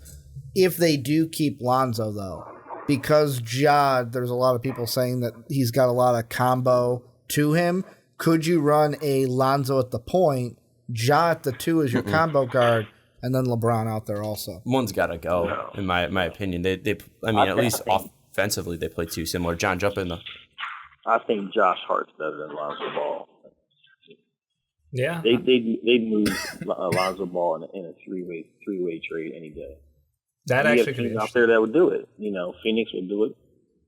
Orlando would do it. If they don't get the second pick, they get the third pick, and they end up taking R.J. Barrett. They still need a point guard. I think Orlando and Phoenix will go for it. Yeah, I think that with Lonzo, I mean, not only is he probably not a great fit next to LeBron, he is a great defender, and he's their best defender for sure. But offensively, he's not a great fit next to him. I think the biggest thing though would be the age. I mean, you look at him, and I think Alonzo is older than Ja Morant. Even if they're the same age, they do have. I mean, you'll have Ja under contract for longer. So that would I wonder if they thing. would flip it then and take Ja Morant and then move Lonzo Ball out of town. That's what I was saying. That. That's what I was saying. Yeah, and I think that'd be interesting. And let's say even if they do move him, and they move him for Anthony Davis, he's gonna end up like a Pelican, like Ricky was saying. He liked the fit. Is there a team he does not fit with? Is there a team in this lottery that does not fit with? Would it be Washington? I was gonna say Atlanta. I love Atlanta. I love Trae Young. So I don't think that I would want the ball out of his hands, or I don't think I would try to draft another point guard who hasn't shown elite outside shooting to pair with him. I think there are some other guards you can pair with him, but I don't think Ja Morant and Trae Young's play styles would work very well. I think Washington, I would have no problem because especially because he's hurt. John Wall's hurt for the majority of this year. So I'm already writing this year off. If he comes back all-star break-ish, that'd be great. But minus that, you get a full run here with Ja Morant and Bradley Beal out there. And at that point, you can figure out, what is it going to take to move this team forward. And it gives you the best prospect in the draft outside of Zion Williamson. I don't think you pass up because you're stuck with the worst contract in the NBA. Mm-hmm. John, where do you feel that he would not fit in the NBA? Atlanta, I agree with Atlanta. Golden State, Houston, Portland, teams with all-star caliber point guards. Do you think basically anybody else in the lottery though up for grabs, just because he's that good? Yeah, I mean he's going second for a reason. So a team at 8, they want the second best player in the draft, no question. It just happens to be Ja Morant this year. I think at least looking at it, I still wouldn't be too thrilled with the Washington pickup. I mean, if we're looking at them at 2, I think that RJ would probably be more of a better fit for them. Oh, yeah. Just for his ability to drive, Beal's ability to shoot from the outside. It also takes off ball handling duties from Bradley Beal. It's not like he's a bad ball handler, but also he's been putting up 28, but 5 and 6 or something. I think it makes it easier for him and it'll make him more efficient. And I think RJ is, a very talented passer as is. It's going to be more of a natural fit than, him and John Wall, because then both guys will at least be able to do their ball handling duties, still be able to run the offense, still be able to score, still be able to slash, and still be able to dish out to an elite scorer and Beal or Barrett. I think that Washington, if they're picking 2, I don't see why you would take Ja Morant, just because, again, you are paying John Wall $47 million. I know that fit doesn't matter when you're picking top 3, like John said, but at least looking at the construction of the roster, I think that does at least matter a little bit. If the Warriors were picking 2, you wouldn't be taking them because you have Steph Curry. Obviously, that's not happening in this universe. I totally would. If the Warriors magic their way up to the number 2 pick in this draft, which is impossible, I would absolutely take him. Why? Because they need a bench point guard. You're gonna draft Ja Morant and put him on the bench? Yeah. Yeah. Where's the question? Dave, you run a 6-man line. You can basically put him in a 6-man lineup because you're replacing Chandra Livendala, the greatest 6-man ever. And you want to know how they get up there? Lakers get the 2, sign and trade Klay Thompson to the Lakers. Boom. All right. Klay Thompson isn't worth the 2nd overall pick. You're right. He's worth more than that. You think if Charlotte landed that high, they would make a move like that, knowing that Kemba's on the line? Cost effective. Yeah, but they wouldn't have to re-sign their point guard currently. But I think with Kemba, though, with that, I mean, you're going to re-sign him not because of the fit for Kemba and who you're trying to go with, I mean, Kemba, I think But he's got to be nearing the They're dirt. cap tight. Yes, but they can still go over the cap because they have Kemba's birds. Right, but it's still the question of, like, does that scare him off from being like, yeah, no, I was on the fence about coming back to Charlotte. Mm-hmm. Now I'm definitely taking the contract somewhere else. Yes, but if Kemba wants to come back, I think you re-sign him. I mean, he's got to be looked at as probably the best player in Charlotte Hornet history. Just what he's done for that franchise and what he's done over a long career. Because someone might look at the peak of Larry Johnson or Alonzo Mourning as higher than Kemba Walker, but they did not have the longevity that Kemba had in Charlotte. So I think that would be the biggest thing for them. I think if he wants to come back, you let him come back, and if that means you play, Ja Morant off the bench, you play Ja Morant off the bench, or if you try to work them into two guard, at the 2 guard, two guard starting lineup, then you do that. But I think that the worst one would probably be Washington in my mind. Because even you look at Memphis, I think Memphis would be a good fit. Ja Morant and Jaren Jackson Jr. would be nasty, and then you have a mentor in Mike Conley. That would be absolutely fantastic. Mm-hmm. Even with Atlanta, I know that people are, you guys are saying that. Dude, it's Trae Young. Like, as much as you want to crap on that kid, Well, here's the thing: he's that been Atlanta amazing. Atlanta as the years gone on. Getting the top 2 will be extremely tough because they only have that one shot at 42.1% because they don't have that Dallas chance. Right. And even if they get that 2, like you're looking at the Trae Young thing, I would still say that their best option might just be to trade back, because then you're just loading up more assets and then you have the ability to just take on other players. I don't think it'd be a bad fit for Ja Morant. So I think that would probably. I mean, I don't want to crap on the same thing. What about if Dallas got the 2 though? Oh, could he pair with Dallas Luka? and Ja and Luka? I think that'd be interesting because I don't think Luka's not a player where it's like he's our point guard. Like, he's the only one. It wouldn't be bad having 2 ball handlers like Luka and Ja on the same team. No, I mean, look at what Jalen Brunson and Luka did together. I think that'd be a fantastic pick for Dallas. Yeah, I'm just curious, like, how their offense would really run at that point, because Luka is so good with the ball in his hands as a creator, but he, like you said, he's also not 100% reliant to have that ball being forced into his hands. So, I don't know, John, what do you think? Yeah, I think Luka should have the ball in his hand. I don't think they should pair him with the point guard. I think Luka should be surrounded by all types of shooters and rebounders. Luka's an amazing player. He's going to supersede what we think about him. Yeah. No, I mean, it's fair to say, like, I could see Luka with a similar situation. Like, what we always describe as, like, LeBron's ideal situation is just give him a bunch of shooters and wing perimeter defenders. That's ideal. Luka, I could see fitting a very similar team need, trying to fill a team around him like that, not wanting the ball out of his hands. Yeah. Final thing that I think we can cover with Ja Morant is I think that this guy's probably going to come in the league and dominate probably right away. But if we're looking at one skill that he doesn't have and needs to develop, what do you think that is, John? Experience. I don't think he has. I haven't seen any limitations. He's too young, and I can't say I say anything. Height. We can't grow, and he doesn't have experience. I think that's it. And here's the question for Ricky and Dave. Ja Morant, next his rookie season, worse or better than Derrick Rose? Why are you putting that on us? I actually sent a tweet to Dave where I saw someone say, when I watch Ja Morant, I see a lot of young Derrick Rose. Hold on here. Let me pull up Derrick Rose's stats because Derrick Rose was Rookie of the Year. No, not stats. Don't overplay the stats. Okay. Come on. Well, if you're not playing... wait. I will say, you got to... You have to use your eyes to analyze basketball. Okay, but if you're asking Ricky... If it's the eye test, yes. Hold on. If you're asking... No, because the only thing that counts in the NBA is wins and losses. Hold on, but the only thing I will say with that is if you're asking Ricky Widmer to do the eye test, he's going to pick Derrick Rose because this guy is the biggest homer you've ever met in your life. So that's the only reason why I was going to bring up stats, is to actually bring up some facts. Well, all right, how about this? Next You ask this question to Ricky. Worse or better, Ja Morant in a Bulls uniform versus Derrick Rose? Who would you rather as your starting point You guard next year? get to picture Ja Morant in a Bulls uniform. Yeah, I'm going to say Ja Morant. You want to know why? You want to know why? I don't see Ja's knees giving out on him. I don't see that injury happening. He doesn't. But here, Rookie season, though. Rookie season. And I think you make a good point, though, because I'm pulling up the Bulls roster from the year that Derrick Rose was a rookie, and you look at it, our two guards were Captain Kirk and Ben Gordon. Then we had Luol Deng at the 3. Then Joakim was at the 5.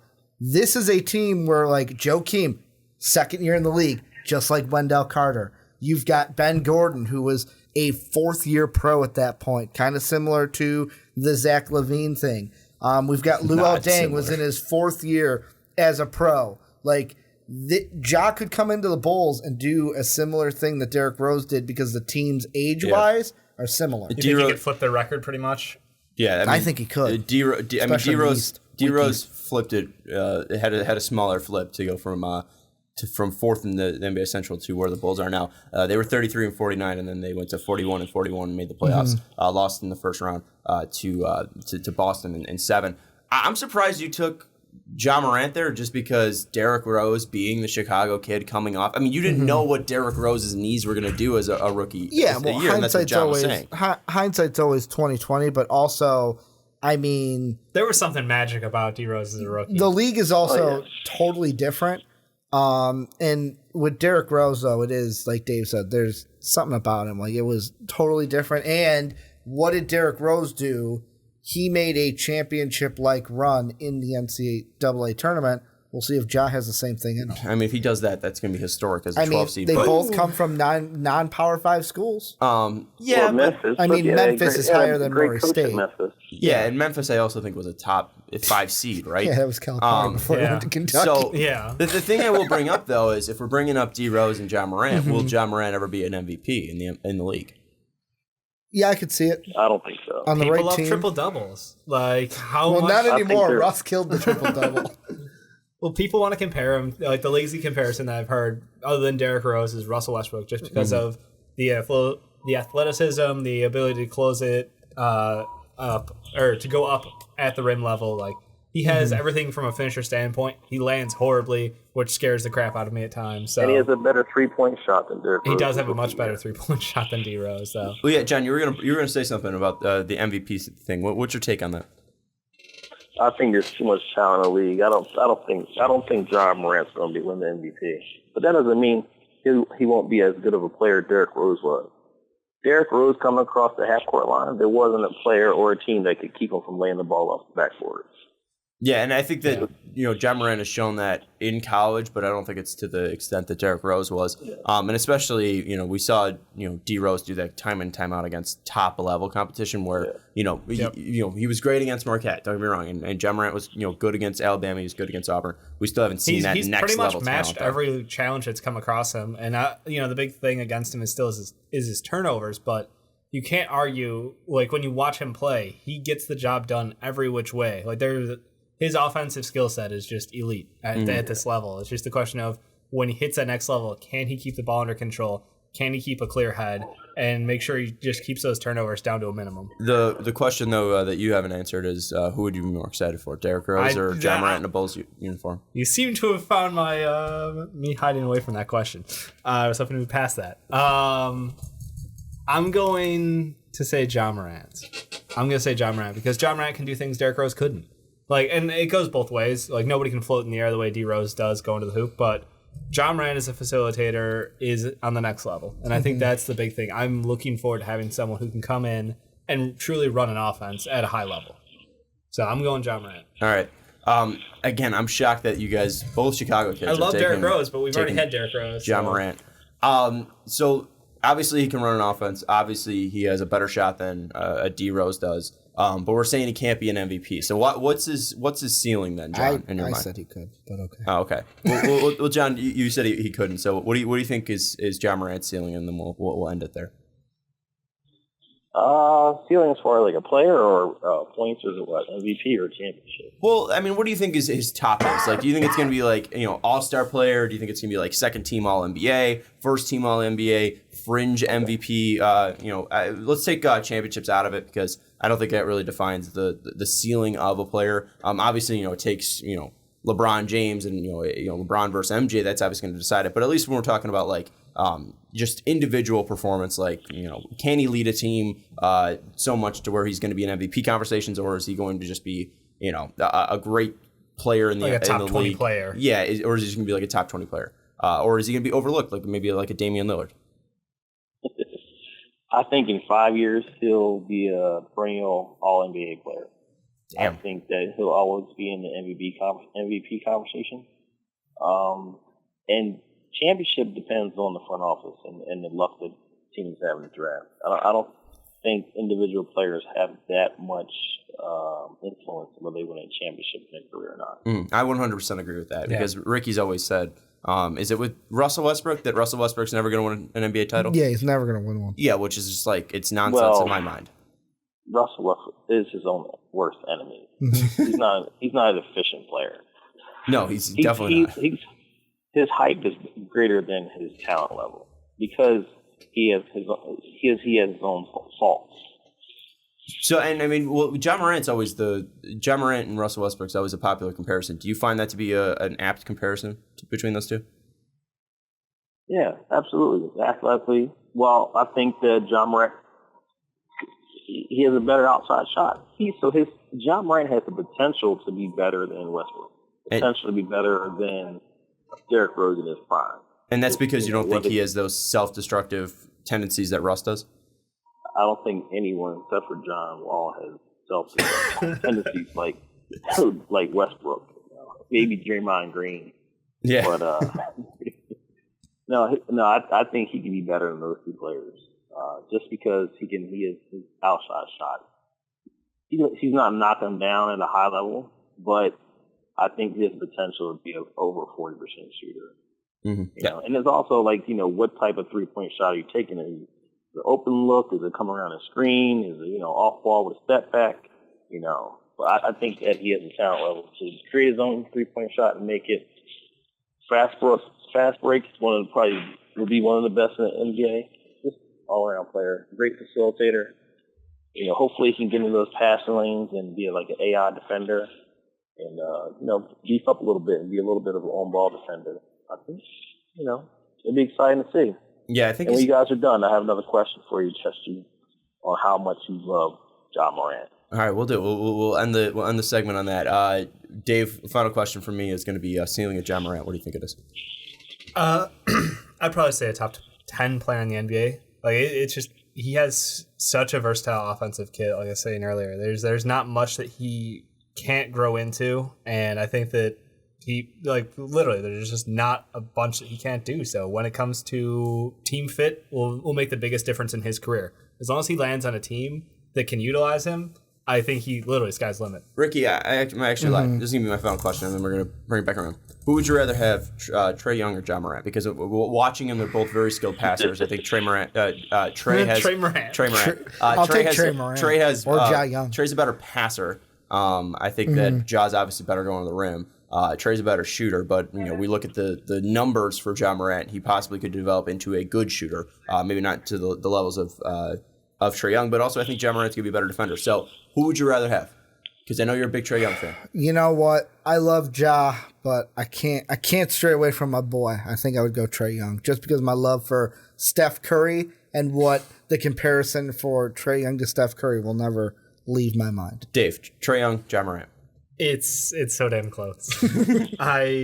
Luka or Ja Morant? Yeah, Luka wins that one. Like that's not even fair. But I would probably lean Trae Young because of the modern NBA.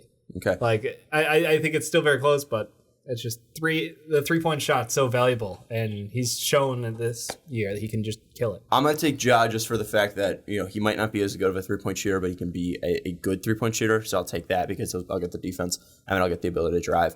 Worst passer, worst 3-point shooter, but I think he'll still be effective in both those ranges. Where I don't think Trae Young's ever gonna be a good defender. John, final question to you is going to be Trae Young, Ja Morant, and then obviously throw out the question that you have for us. Well, the analogy for me is Steph Curry and Russell Westbrook. Mm-hmm. Even though Russell Westbrook, he averages triple-doubles, I think Steph Curry is a better player. I think he spreads the floor as something you guys can't look up. Mm-hmm. There's no stat for that. And therefore, I think Trae Young will be a better player than Ja Morant. All right. And then what's the question you had for us that you think is going to be that you thought was a good question? You have to stick to the premise. Okay. If you had, say, with the first pick, San Antonio had the first pick, and you had LaMarcus Aldridge, and when LaMarcus Aldridge had a no trade clause, who would you pick, Zion or Ja Morant? Okay, and DeRozan's still on the team? We'll just say a blank team. Okay, so so DeRozan's not there. Okay. I would just pick Zion just for the fact that I think the talent level's there, and I think that he has more star potential than Ja Morant. And although the pairing might not work just because both guys like to work inside a ton, I would still go with the fact that Zion is just more of an unstoppable force than Ja Morant. And again, when you're talking about talent, and especially the top three, I love what you said. It doesn't matter about the fit. I don't think it matters about the fit there. I'll still take Zion. Any team, number one, take Zion and make it fit. Dave? Yeah, sorry. LaMarcus Aldridge is great and all, but you're going to have some company down that low post. Yeah, even if you got to play LaMarcus at the 5 and Zion at the 4, I'm fine with it. Playing Zion at the 3, I still don't care. Just give Zion the ball. Do you disagree with us, though? Would you take Ja? I think it's a toss-up. Okay. I wouldn't jump at Zion. I'd go Ja Morant. He just does a lot of things differently than Zion and LaMarcus. There's a lot of overlap between Zion and Marcus. Yeah. It would be exciting to have Zion, great, but you want to win championships. It is a business, but nobody gets paid more unless you win a championship. Sure. For sure. And I think just going back to what you said and my decision making, you said you're not going to pass up a guy with a 40-inch vertical. I don't think you're going to pass up a 6'7" guy with a 44-inch vertical. So I'll go with that. But John, we appreciate you joining us for Ja Morant talk, and we hope to talk to you next month. All right, great fun. Thanks, guys. Well, let's move into the last topic, and it's the main event. We are doing the NBA Draft Mailbag, coming from the comments you have left on the NBA Mock Draft 4.0 we did last week, from the 1 through 10 segment, from the 11 through 20 segment, through the 21 through 30, and even the full podcast. So we are super excited to go through all of your questions. We're going to start off with not really a question, but this one's coming from Jamal Cofield, who was not a fan of our 3.0 as well, because we disrespected the Magic. He's the Magic fan that was all pissed off and didn't talk about him. Well, I mean, if you're a fan of a team, No, we got it, and we tried to make right by it. And he said, I'm probably going to stop watching your guys' mock draft unless all teams are discussed for a few minutes. These are turning into favorites out of the bunch of discussions. We responded on the actual comment as well, but we'll do it here as well. I think it's something that's very fair, and it's something that we all talked about, and something that we're going to try to do now is when we're doing the teams where Ricky's like, at number 1 I have the Suns taking Zion, and 2 I have the Knicks taking Ja Morant. We'll 1 through 10 will stay the same, where we will still go through every single team. But like 11 through 20, when Ricky's like, oh, the Lakers taking Keldon Johnson, I really think he's going to be a good fit for their 3-point shooting team and bolster their ability to hit 3-point shots on the outside.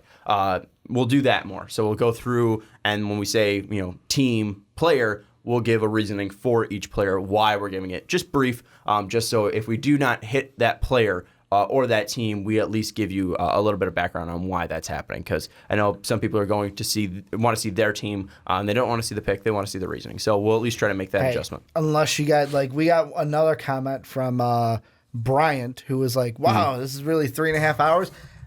If you guys want a 5-hour podcast, I'll give it to you. No. Every single pick, I'll give it to you. Ricky can do his own 5-hour podcast. I will give you what the people want. I'm going to be honest with you guys. I'm going to give you what you want. I'm going to be honest with you guys. I don't want to be here for 9 hours of my day.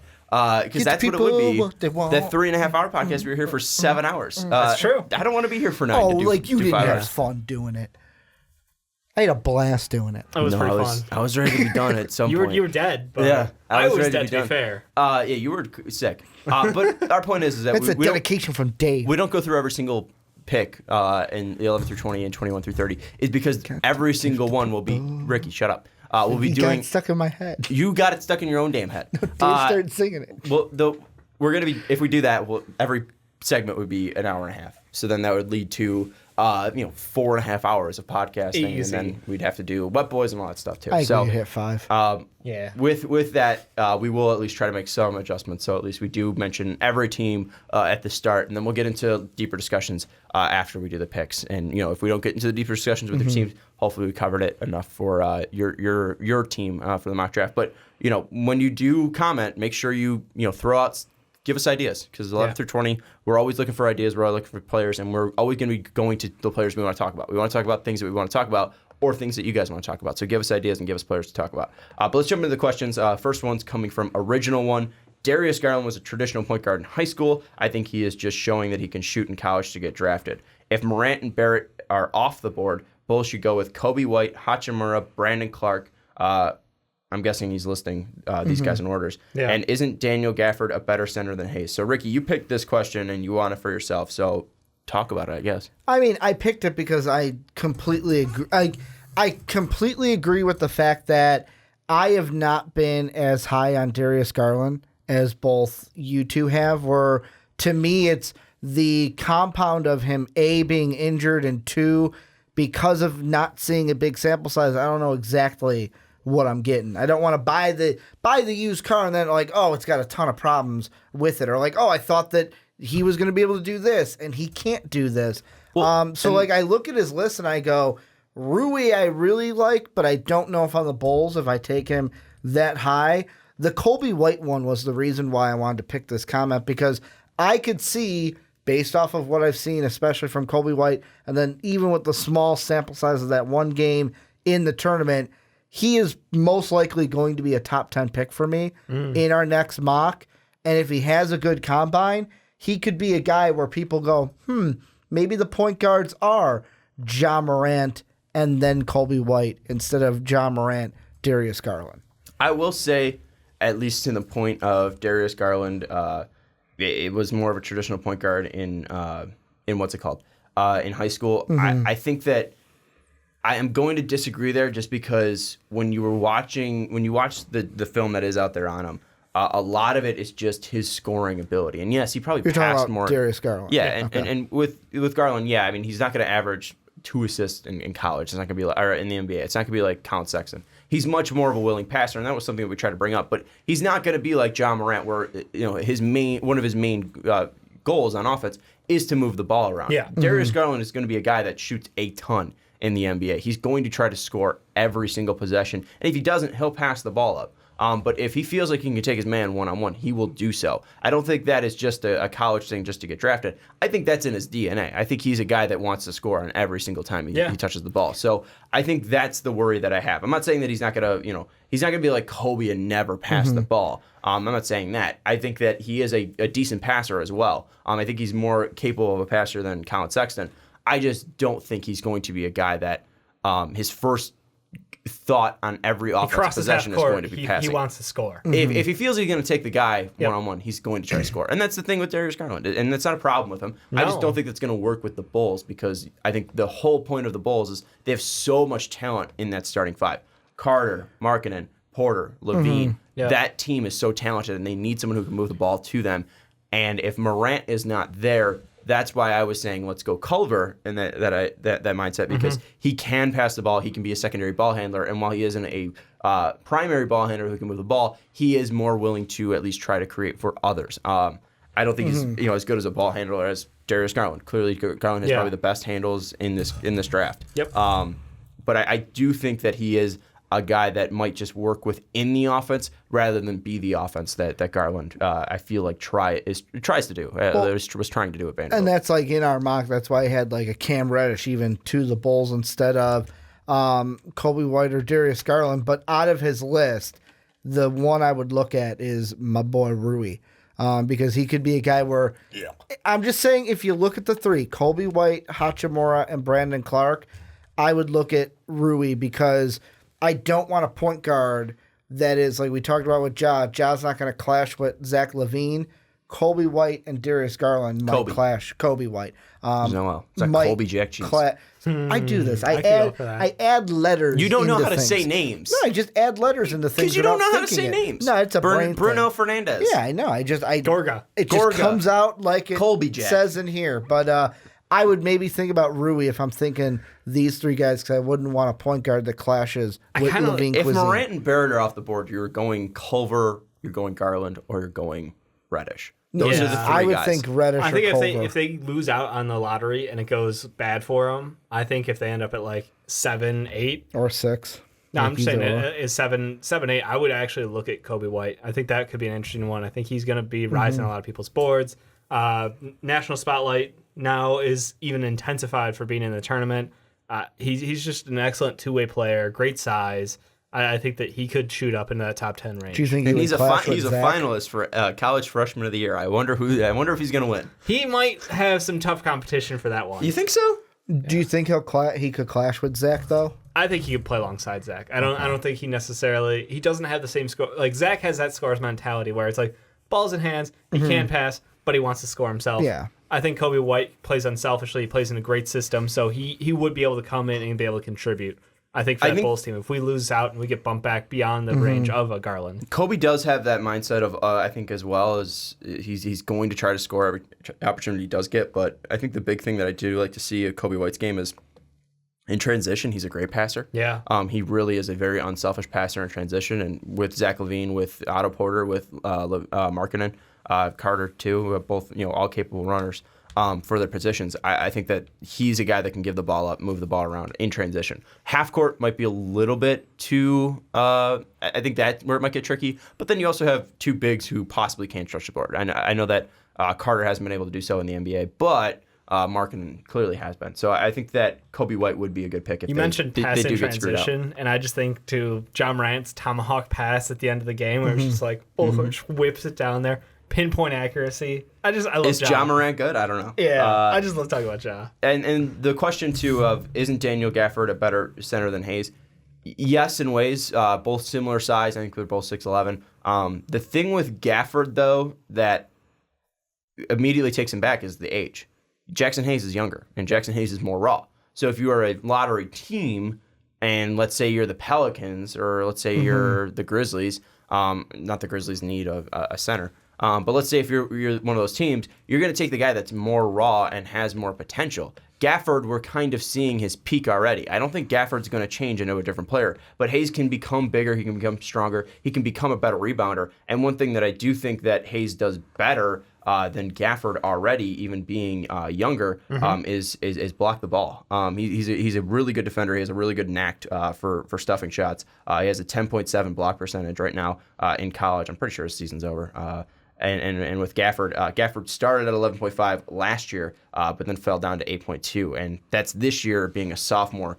You'd like to see that be higher for a player being a sophomore, blocking more shots, and his usage went up as well. But then also his turnover percentage, Gafford's rose as well. So everything rose for Gafford, which isn't always a positive, because you're supposed to see a jump when guys go from freshman to sophomore. They're going to be more physically dominant than the guys coming in. And you look at what Hayes has done. Hayes has a very good body. He's younger.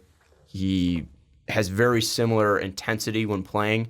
And I think that Hayes, if he gets the right coach, he will be able to develop into a better basketball player than Gafford. I don't think Gafford has a star written on him. I think Hayes might not be a star, but he will be younger, and that's automatically going to put him above Gafford in most big boards. I just think it comes down to what type of an NBA we're in right now, because when you look at the two, who's got the better true shooting percentage, who's got the better field goal percentage, who's got the better free throw percentage, and I'm looking right here, of course, these are per 36, and it's Hayes down the board, where Gafford isn't bad, but Gafford, to me, feels like more of a traditional, more set center, where Hayes, I think that teams look at it and go, hey, he can fit this new NBA of shooting from the outside, although it's not great 72.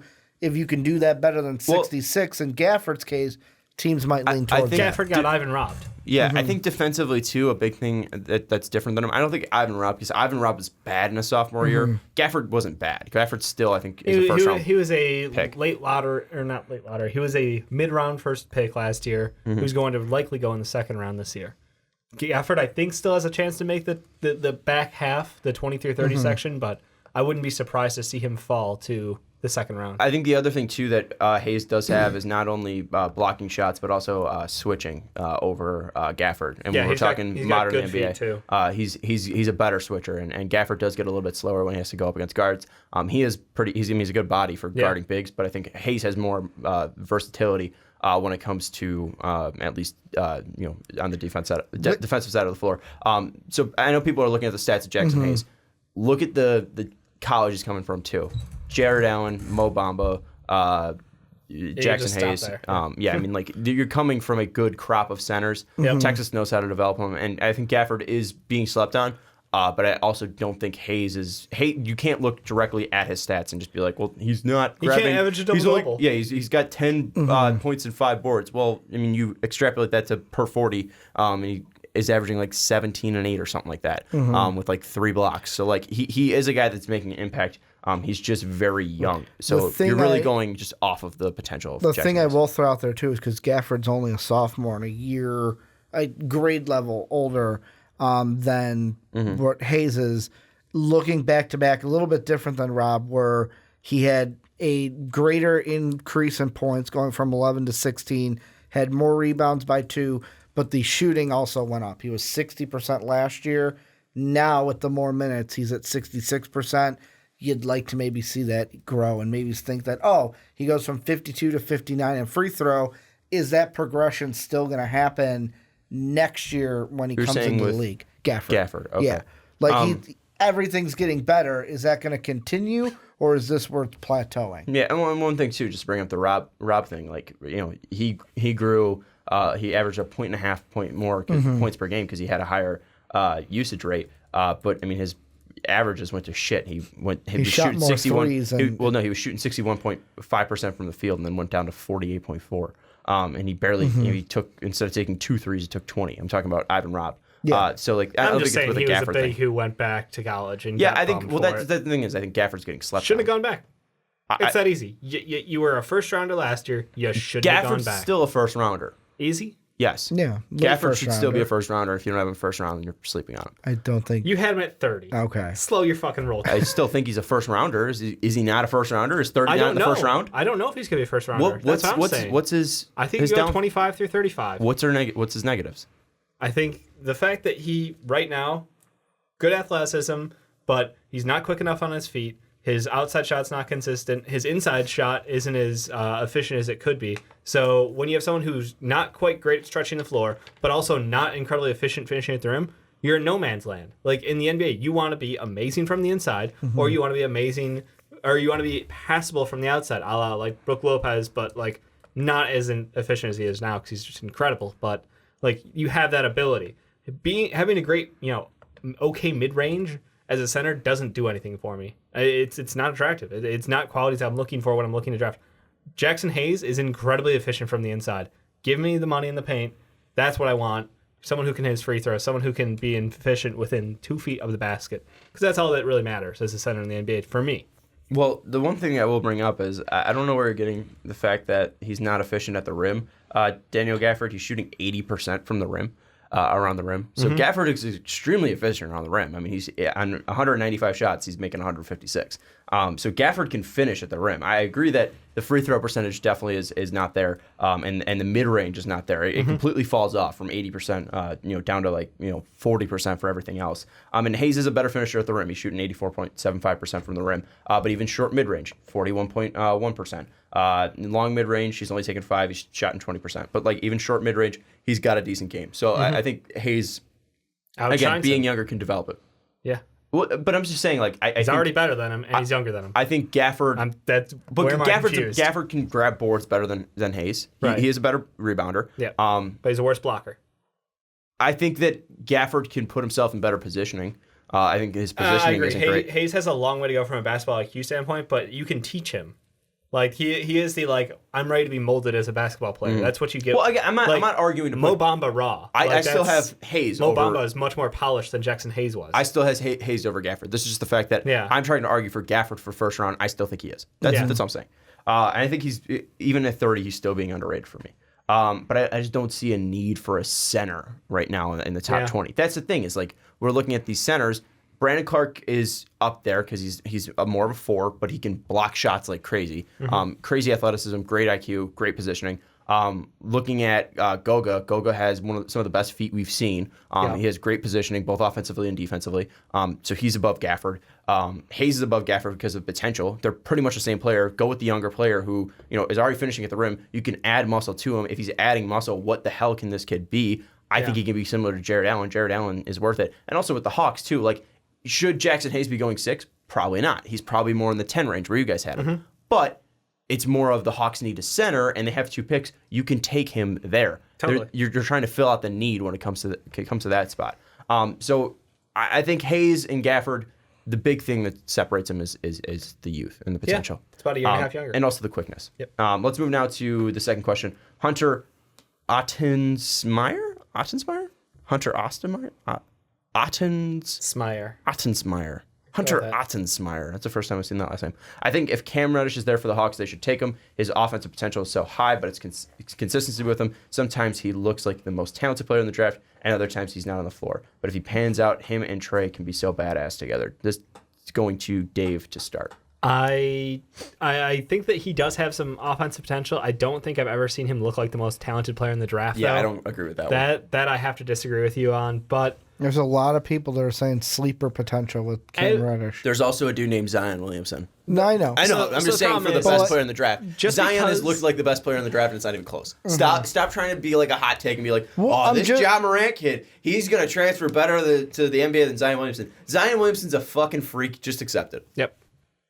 That's pretty well But said. Cam Reddish, sleeper. Look, just because you're bad at college basketball, but you were ranked really high in high school, doesn't mean you're just going to be better in the NBA. Period. Like that doesn't. It's not a straight equation. There's a lot of things that go into it, and I think that what we've seen out of him this year is that, given a smaller role, he's not been able to fit very well with his team. The opportunities he's been given and the role he's been given don't necessarily mesh fantastic with his skills. But he's played it, and you can't really argue the fact that he is an okay shooter from the outside. He's an okay slasher. He's decent athletically. Like there's nothing about that's bad. But the problem is he hasn't stood out at all. He's had opportunities when RJ had missed a game or Zion's extended leave on the team, and he has not been able to step up consistently. Like he is he's a B player. Like that's what it is. There's nothing about him that screams. B player or a B plus. I didn't want to give him the plus. I did. Here's the thing that I want to say is like what Hall of Famer was good in high school, bad in college, and then great in the NBA. I'm sure you could find some. But I doubt does it. he have to be a Hall of Famer? No, but I'm just saying like the great of the greats. Like if you are great, you are going to dominate in every single level. So I'm just saying like immediately there, he's not going to be great. He's not the best player in the draft. Yeah. So at some points, yes, he might have had some spots where it's like it's really impressive, but he's not the best. He's never been seen as the best player in the draft. Right. Some people have seen him as a sleeper. That's fine.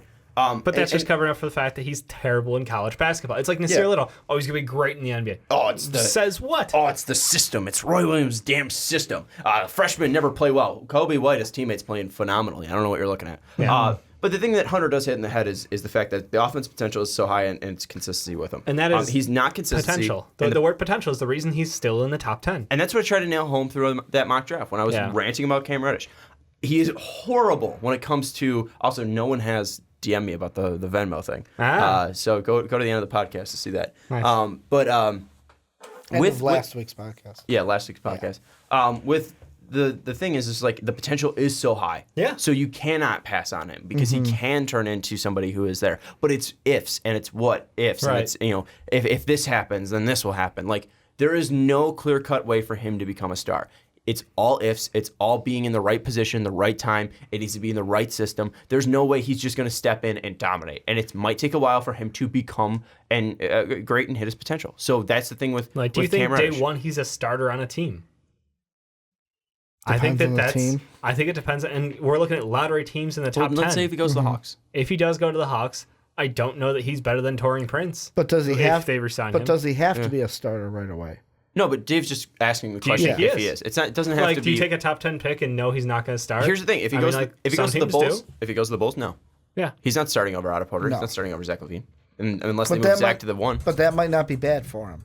No, I'm not saying it's going to be bad for him. Dave's just asking the question: is he going to be a starter? And I think that's a fair question because if you're taking a guy in the top 5, you're typically a bad team. You're hoping that this guy can make an immediate impact to your team, and obviously Marvin Bagley, odd odd year this year, but he's performed extremely well as the year's gone on. It took, I don't know whether it took him time or it took the coaching staff time, but he's been popping off as the year's gone on. Dominated college. Yep. Trae Young dominated college. Took him a while. Yeah. Like, both those DeAndre guys. Ayton dominated college. Took him a while to get going. So Well, he was good early. He just defensively has been awful. he's never been. Well, I mean, but there's even flashes like he's guarding LeBron. He's like stepping LeBron. He's guarding Giannis. And he's wasn't there stepping like a Giannis. 6-assist game or something? Pretty. Yeah, like I mean, it's just Ayton's the weirdest player because Yeah. he can be like one of the best defenders in the game, and they could be like just a turnstile, and then he could be a guy who hits like 90% of his shots on 20 attempts, or they're just like they don't even give him the ball. Like he's just it's weird. it's perplexing. But going back to Cam Reddish, the biggest thing that you say is I think if Cam Reddish is there,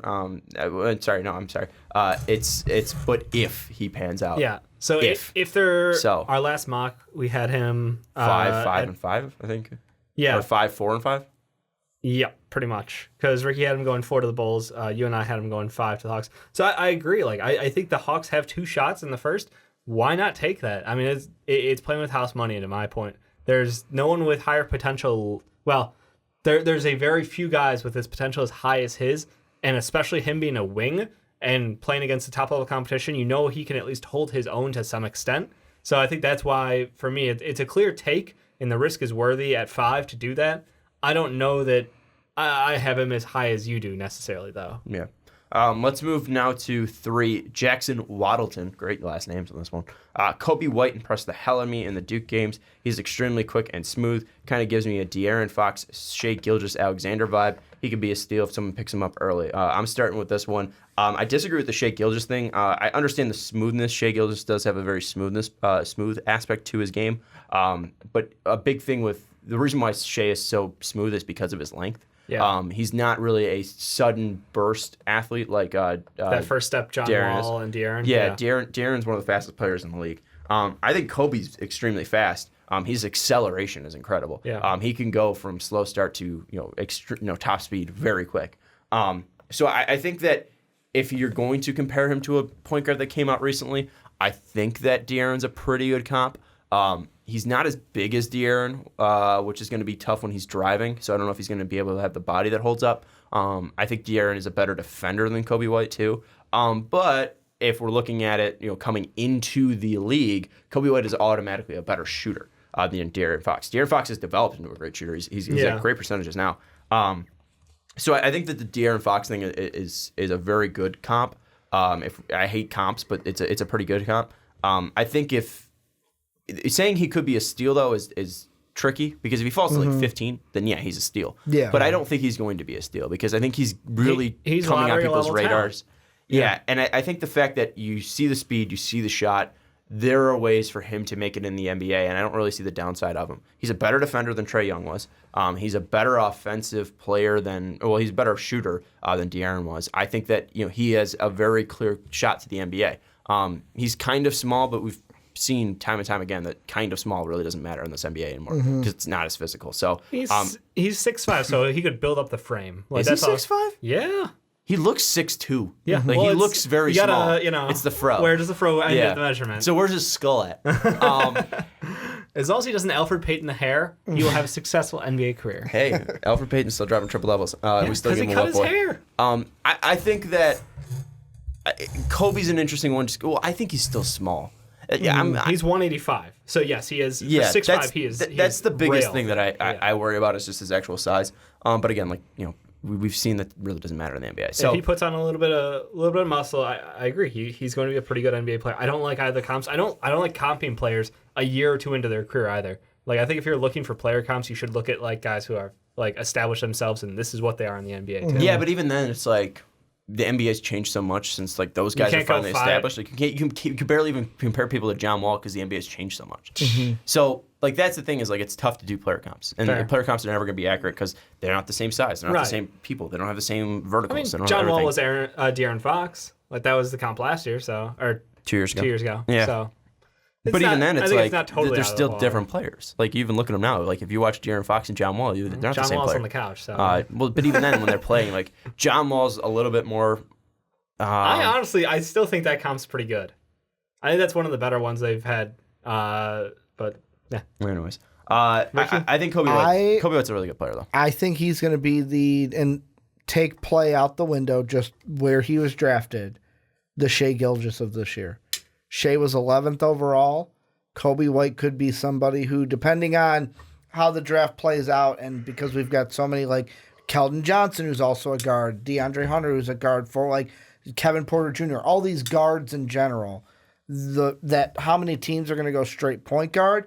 The Hornets, though, if they think they're going to lose Kemba Walker, could go with a Kobe White if they don't like a Garland or Garland's taken. If I was doing a big board, I'd put him above like Keldon Johnson. Like I think he's a very good player. It's just fit that usually comes with these mock drafts. It's actually a good point. Where did he end up on my last big board? Yeah. And the thing too is like I think the thing too is like he was 16 for me. Yeah, he should be way higher than that. Well, that was we did it like 3 weeks ago. If Garland does not show up at the combine and look well, Kobe White will become the second best point guard in this draft. I think that's a fair statement. He'll be probably a top 7 pick then. Because I think if Memphis is looking for a point guard, they take him. But it's all dependent on what these teams are looking for. Because I think talent-wise, Kobe White's up there. Kobe White's 100% up there with Darius Garland. I think that Darius Garland has that next level elite offense. But I think that Kobe White's more well-rounded than Darius Garland is.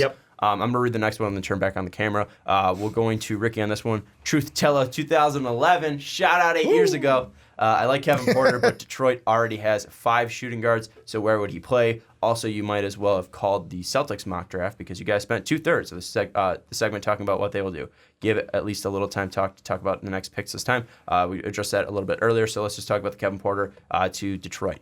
He immediately will become the best shooting guard on that team in my mind, so it doesn't matter. And that to me is the whole thing where when I was mocking with the Pistons, there was kind of 2 things I was thinking of. Number one, I'm like, they don't have a small forward on this team. But at the same time, like, maybe one of those other guards could play at the 3 and you just have a smaller lineup out there. I was just looking at it based on my draft. Wasn't going to have him go Lewis King. Wasn't going to have him go Nasir Little, Grant Williams, Jonte Porter were the next one. Why not Lewis King or Nasir Little? Because I think I had Nasir Little going there. I think that's a great point for him because it gives a redemption arc for Stanley Johnson. For me, it's one where I see Nasir more as more of a 4 than a 3. Really? And what? You've got Blake Griffin there. Also with Nasir Little, 6'6", isn't he? If he's going to start at your 2 spot, do you want him stepping in, or 3 spot? Do you want him stepping in? No way. Not if I'm the Pistons. I'm not putting that much pressure on a Nasir Little, who I'm seeing struggle. Maybe he'll so thrive far this year. as a starter. I'm not buying it. But I went with the potential. He's going to give you that NBA level defender. He's going to be better in the NBA than he was in college. I like the offense I'm getting from Kevin Porter because what's one thing we talked about in the 76er segment? Who are you going to play it's the 3 Blake, then? It's Drummond. Sign somebody. Svi. You could sign someone like Svi. You need somebody who can become a consistent third scorer, and Kevin Porter has the potential to become a consistent third scorer. He's been anything but consistent though. That's his college career is not consistent.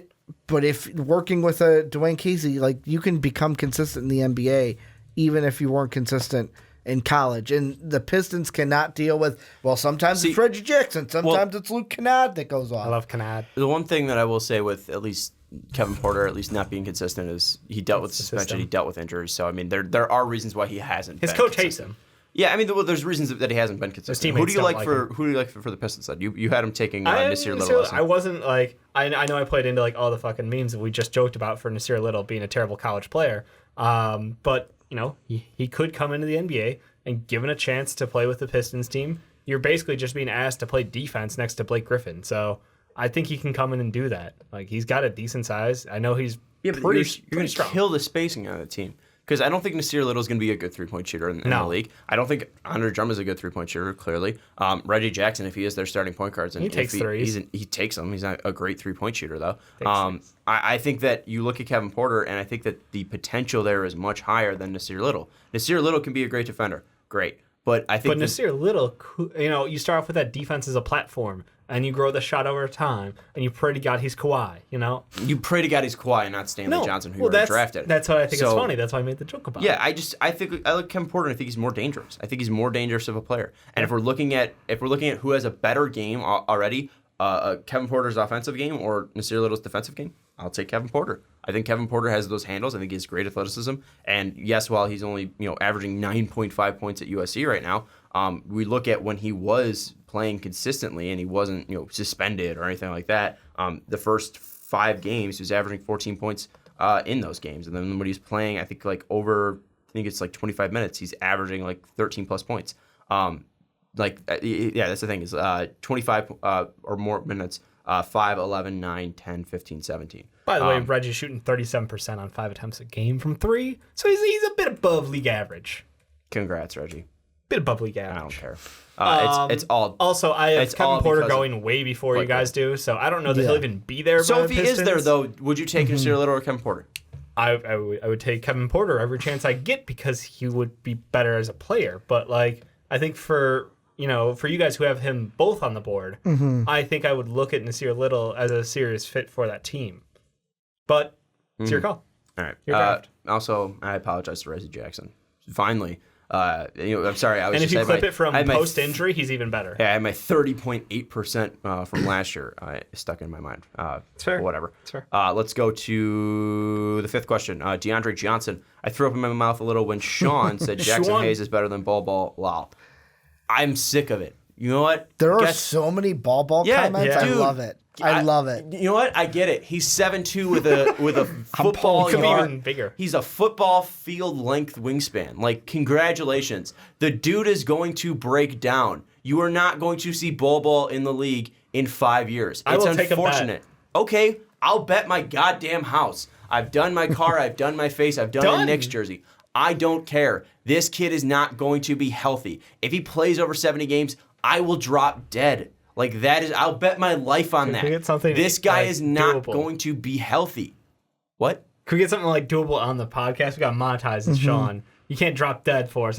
We can't post that. There's another one from Dylan Daughtry that I didn't even include that was just curious on why Sean has ball at 15 to the Heat when they drafted Bam in 2017 and Whiteside is most likely going to opt out of his option. So there are so many people love ball. Opt into his option. Yeah, opt into his option. You said opt out. I well, mean, here's the thing: is Bobo's going to head into the league injured. He's going to probably play 22 minutes at the start of his career. So here's the thing: is that Bam is a 5 and Bam is a rim runner. So Bobo's most likely going to play the 4. Yep. So there you go. Those two can play next to each other. They're fine. People are assuming he's going to be a 5, and I'm like, he looks like a great spacing 4. He's weak as shit. Yeah. Like, he's not going to be able to play. If you put Joel Embiid up against Bobo would disintegrate. Here's another one. LeJohn says, who in their right mind would pick Jackson Hayes over Ball? I would. People forget he was a top 3 pick before he got hurt. He most upside in the draft outside of Zion. And I've said this, that he is he has a high potential. But the thing you have to look at when you're looking at potential is what is his floor? And his floor is, and I said this before he got injured, is that he is going to get hurt. He is frail. He is brittle. He is an old man. He is weak. He's weak, very, very weak. And when you're going up in the low post against Nikola Jokic, when you're going up against the low post against Zion Williamson, when you're going up against the low post against in this argument, he's a big, intimidating guy in the low post. Jokic bangs bodies in the low post. What are you talking about? Big honey. I mean, come on. Big honey. Jokic bangs people down there. Jokic hits him hard on the low post. What are you talking about? Joel Embiid. If you're going up against, they're not even in the same class. Jokic is great on the post. What are you talking about? Embiid is he plays so much more physical in the post.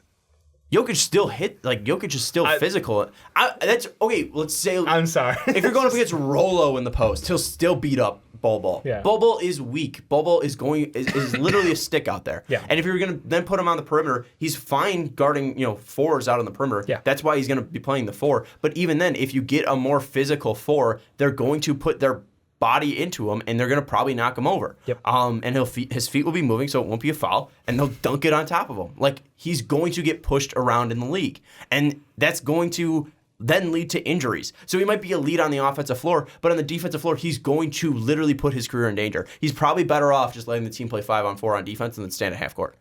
Wow. I do not think that he's going to last in the NBA. Inferno takes from Sean. I don't think he's going to last in the NBA because of his body. And if anyone could prove me wrong that a guy who has, toothpicks as sticks for legs then Time let me go. travelers, we need to hear from you. Yeah. Let me go. Because that's the only way they're going to Let me know if there's a guy in the league right now that has toothpicks for legs Mo and Bamba. is made there. And Mo Bamba is literally there's already already been articles being drafted that he's a bust. Like, come on. And Mo Bamba is at least I mean, little bit bigger than Bobo. No offense to they're Vapeberg, about the but same he age. went to the Magic. He was already a bust. Jesus Christ. Come on, dude. Don't do this. Sorry, Don't do our Vapeberg. friends like that. Yeah. Hey, if people can throw shade on me for being a Bulls fan, I can throw shade on people for being any fan, except for a Warriors fan. The they thing win with titles. Bamba too, Bamba, He got hurt. How big is Bamba? He did get hurt, but how big is he? I think he's 7'1" or 7 No, like flat. big. How big is he? Oh, wait. 221. So he is smaller than Bobo. Yeah. Bobo apparently is 236, but Yeah. I wouldn't see that. I'm telling puts you. on the weight. He carries that a ton in his chest. Yeah, it's his core. Yeah, like he's not a guy like so. Maybe he's not gonna. He doesn't have the legs underneath him. Like Bamba is at least dispersed. It's just funny. I don't know. It's just funny at this point. Like there's a ton of muscle on Mo Bamba. There's not muscle on Bobo. And I'm Bobo talking- doesn't have a song yet. No, he doesn't. He doesn't have a song. You should get on that checklist. Yep. Also, you spelled my name wrong, DeAndre. SEAM. Let's now go to 6. It's DeAndre seen. Page. I loved Kelton Johnson pick. Crying, laughing emoji. LeBron James gets a 3-point shooter. Lakers currently in the middle of back-to-back seasons of bottom three NBA for 3-point shooting. Dave, this one's going to you. Yeah, I think that's exactly what I was going for. Is he is a instant fit to the NBA. He's someone who has the skills, hardworking defender, tons of effort on that end, but also can come back, nail down hard shots from the outside, and he plays in a system where ball movement is normal. It's not obviously at that next level NBA, LeBron James passing, but like he can be a catch and shoot player that they are looking for and that they were hoping that they had in someone like Josh Hart, who was never really a great 3-point shooter in college. I think the early part of his career was kind of interesting that he was able to knock down at that rate. But look, I think he's an instant guy who brings something this team desperately needs. I Real mean, quick. This is a guard from Eastern Washington who has a bigger forearm than Bobo. Okay?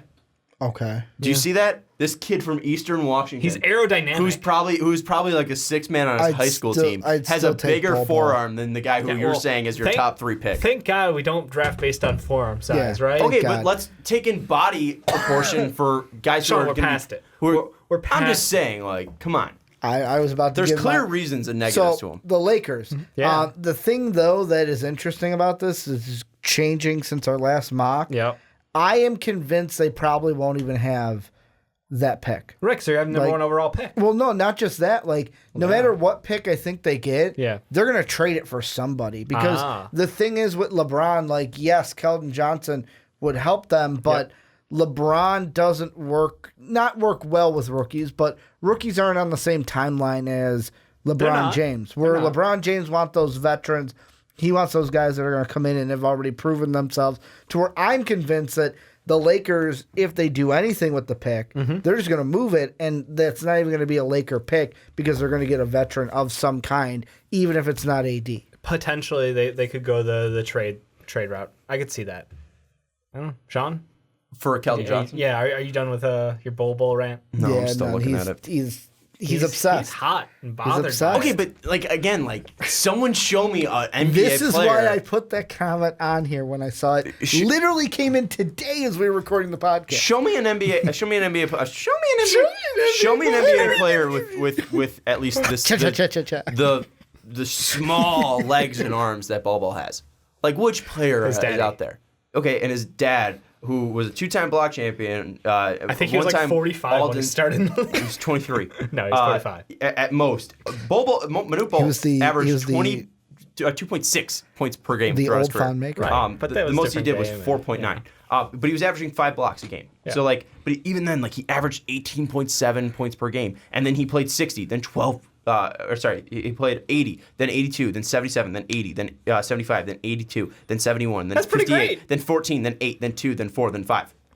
By 31, he was injured. But here's the thing: he was Yeah, only but you starting. get to play till 31. It's pretty good. But he only started 60, 12, 4, 4, 26, Different 2, NBA. 23, and then he was only averaging. Bull's offense demands he gets minutes on the court, and that's the difference. Like the kid is shooting at an incredible rate in college, And you can't deny it. Like we said, even if you drop his percentages by 10% each, he's still an above league average shooter. When I was watching Oregon and Wisconsin yesterday, bump over his positional. I thought to myself, man, I wish Bol Bol was in this game. That would have been amazing. Like that game was I was fun hyped because Oregon was supposed to be the team that was at the top of the nation this year with him and Lewis King out there. Mm-hmm. And Pritchard. Don't forget about Pritchard. Big shot. He's balling out so far in the tournament. Pretty good. I don't trust it. Coming off those I'm ball sorry. I just don't trust it. You just zoom. Zip, zap, zoom. This kid's something else. All right.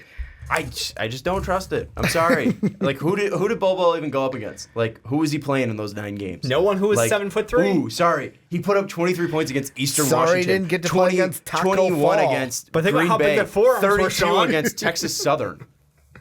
He did that 20 against guys with San forearms the Diego. size of his thighs. He played 3 legit teams: Iowa, Green Bay, and Syracuse.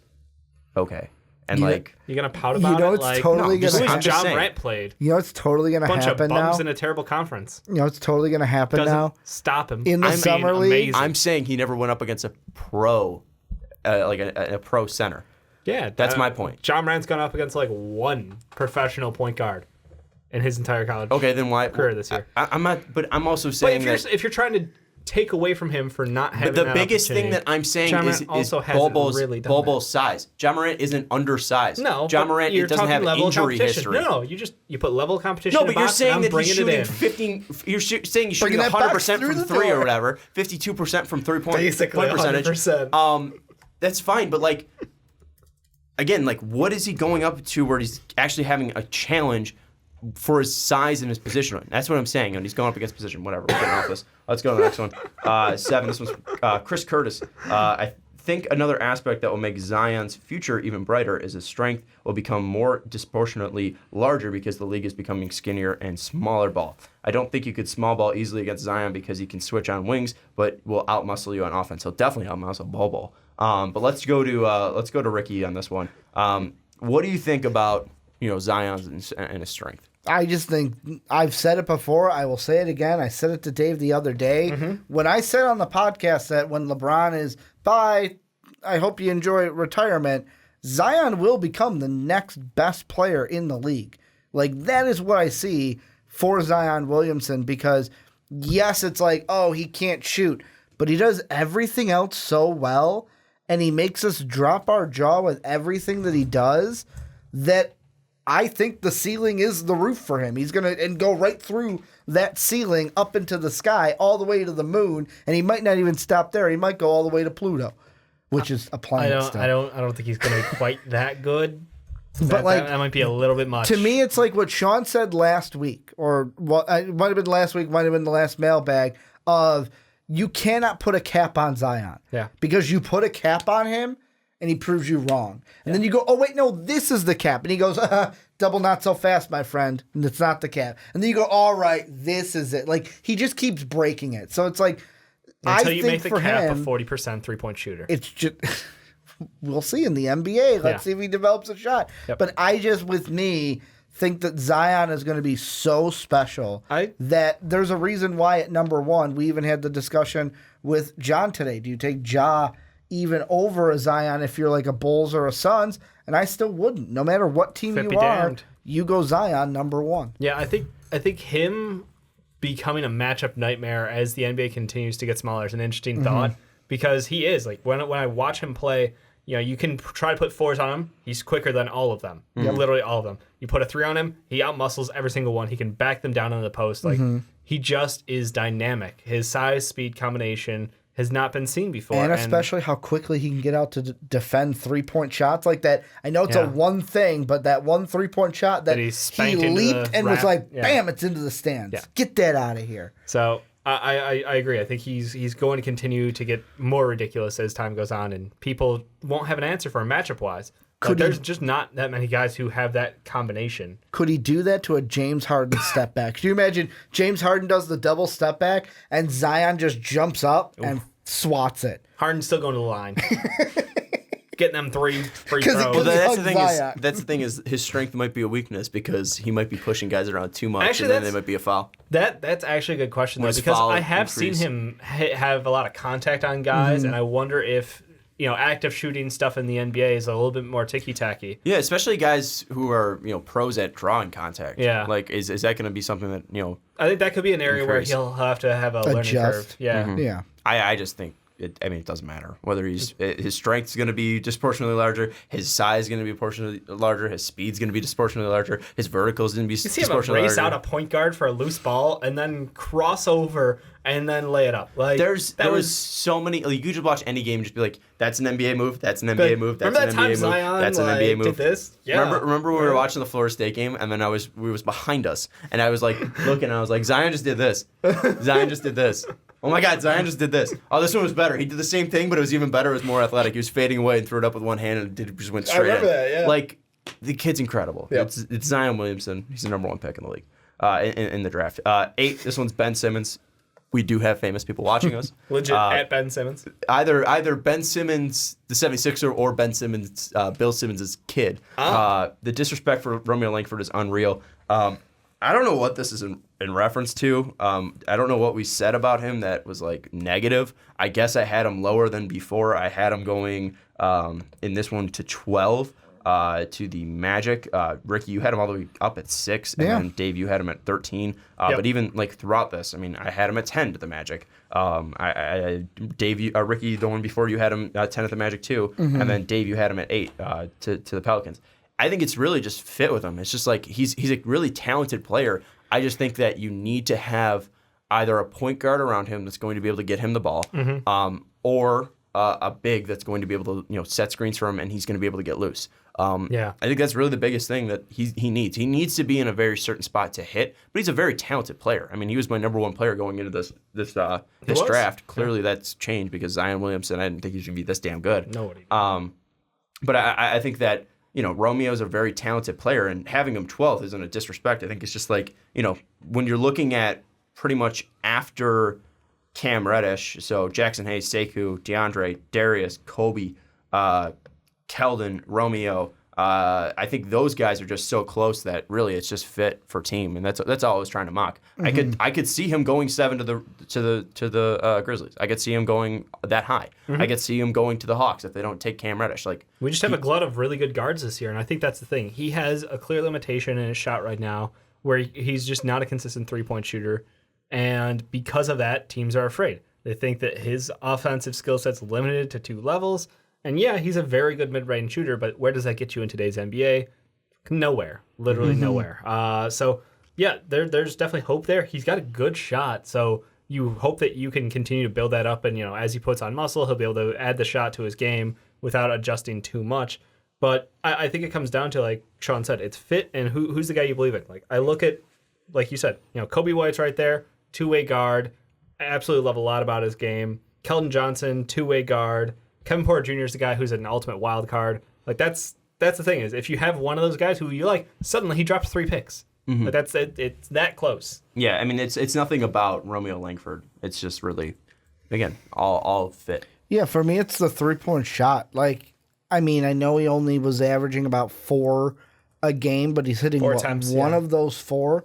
So you're hitting just over 25%. Like, that is not, if you're a guard in this league, hell, if you're a wing or a point guard in this league. If you're league, not a center. You have to, even, the 4s are even having to hit 3s now, to where, like, it's just, if he can up that and become a better shooter from the outside, it's like when I watch the tournament even, like, there'll be guys that'll take long 2s, and it's now this day in the NBA, there's no shot worse than a long 2. I think he's going to take a step back and shoot a 3. He's going to be a fine 3-point shooter in the league. It might take him a while. Like, I mean, De'Aaron Fox came in and wasn't a good 3-point shooter and developed a shot. I mean, you look at him, he's a decent free throw shooter. I think just the biggest thing is just he's not getting off clean shots at Indiana. He wasn't able to get spacing there, and I think that was a big thing. But even, he did have shots where he was like, 2 of 4 from 3, 3 of 7 from 3, 3 of 7 from 3, 3 of 6 from 3, 2 of 3 from 3, 2 of 5 from 3. Like, he had outputs where he was decent from 3. I think the biggest thing is just him getting open looks. He can become a decent 3-point shooter in the league.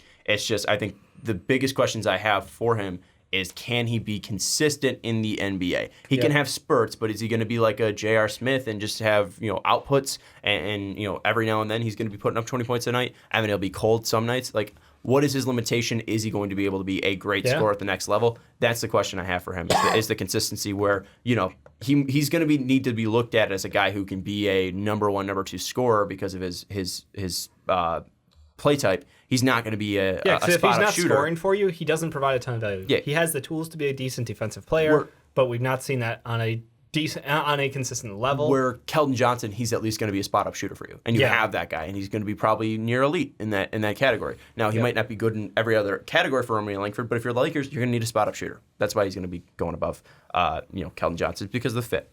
Let's go to now 9, Andre Raffalo. I think he was in the last one. Where's Bruno Fernando? I had him on my mock going to 10 at LA. How is he out of the top 20? Ricky, because his name is Bruno Fernandez. Yeah. As Ricky Bruno calls him. Fernando. He's not in my first round. I've got Bruno Fernandez in my Ricky, first round. this one's going to you first. I didn't have him at all in my top. My top 30. You had him at 29, and Dave, I didn't have him. I took a hard pass. There's a reason why I put my name down for it, because I was the guy that had him in the first round. For me, the reason why I don't see him being a top 20 pick is because of, first off, he's a center, and two, where are teams going to, like, for example, the Spurs. If he's going to go top 20, it's because the Spurs with their 20th pick we're going to go with a center and kind of look for a wing later. I don't see them doing that. I see them looking for a wing player first, then later on going with their center pick just at the tail end of the first round. And besides that, like, the Celtics could be a team that goes with a center also. But I had them go with Jonte. Now, could that change the next mock draft? Yeah. But, like, there's not a ton of teams that I see going after a center in the top 20. And the ones that do have multiple picks and have one between 21 to 30 and can just get their center there. Here's the thing: is if I'm ranking centers, I think he's probably in. I think, like, obviously, if I had to rank him, Jackson's probably my number 1. Bol Bol's probably 2. And even we think Bol Bol's going to be a 4 in the NBA probably anyway. But yeah, what's that? Oh yeah, Bol Bol. Yeah. If we're taking just bigger guys. Sure. Like if we're talking guys, near 6'10" or higher. Sure. Bigger. I'll take Jackson, Bol Bol, Goga. Then I'll probably put Gafford there, and then comes in Bruno. But the thing that I could, even Jonte's in there too. But I think that the one key one's going to be Jonte, because if Jonte falls, let's say he has another bad combine, maybe his medicals don't come back, then that's where Bruno comes in. Yeah. It's just that it's really kind of just a pecking order in which ones you like. I don't think there's anything wrong with Bruno. He's an elite rebounder. Bruno, yeah. I think that he's got a lot of great, like, he's really aggressive, which is something I like. And even during the tournament, he really impressed me.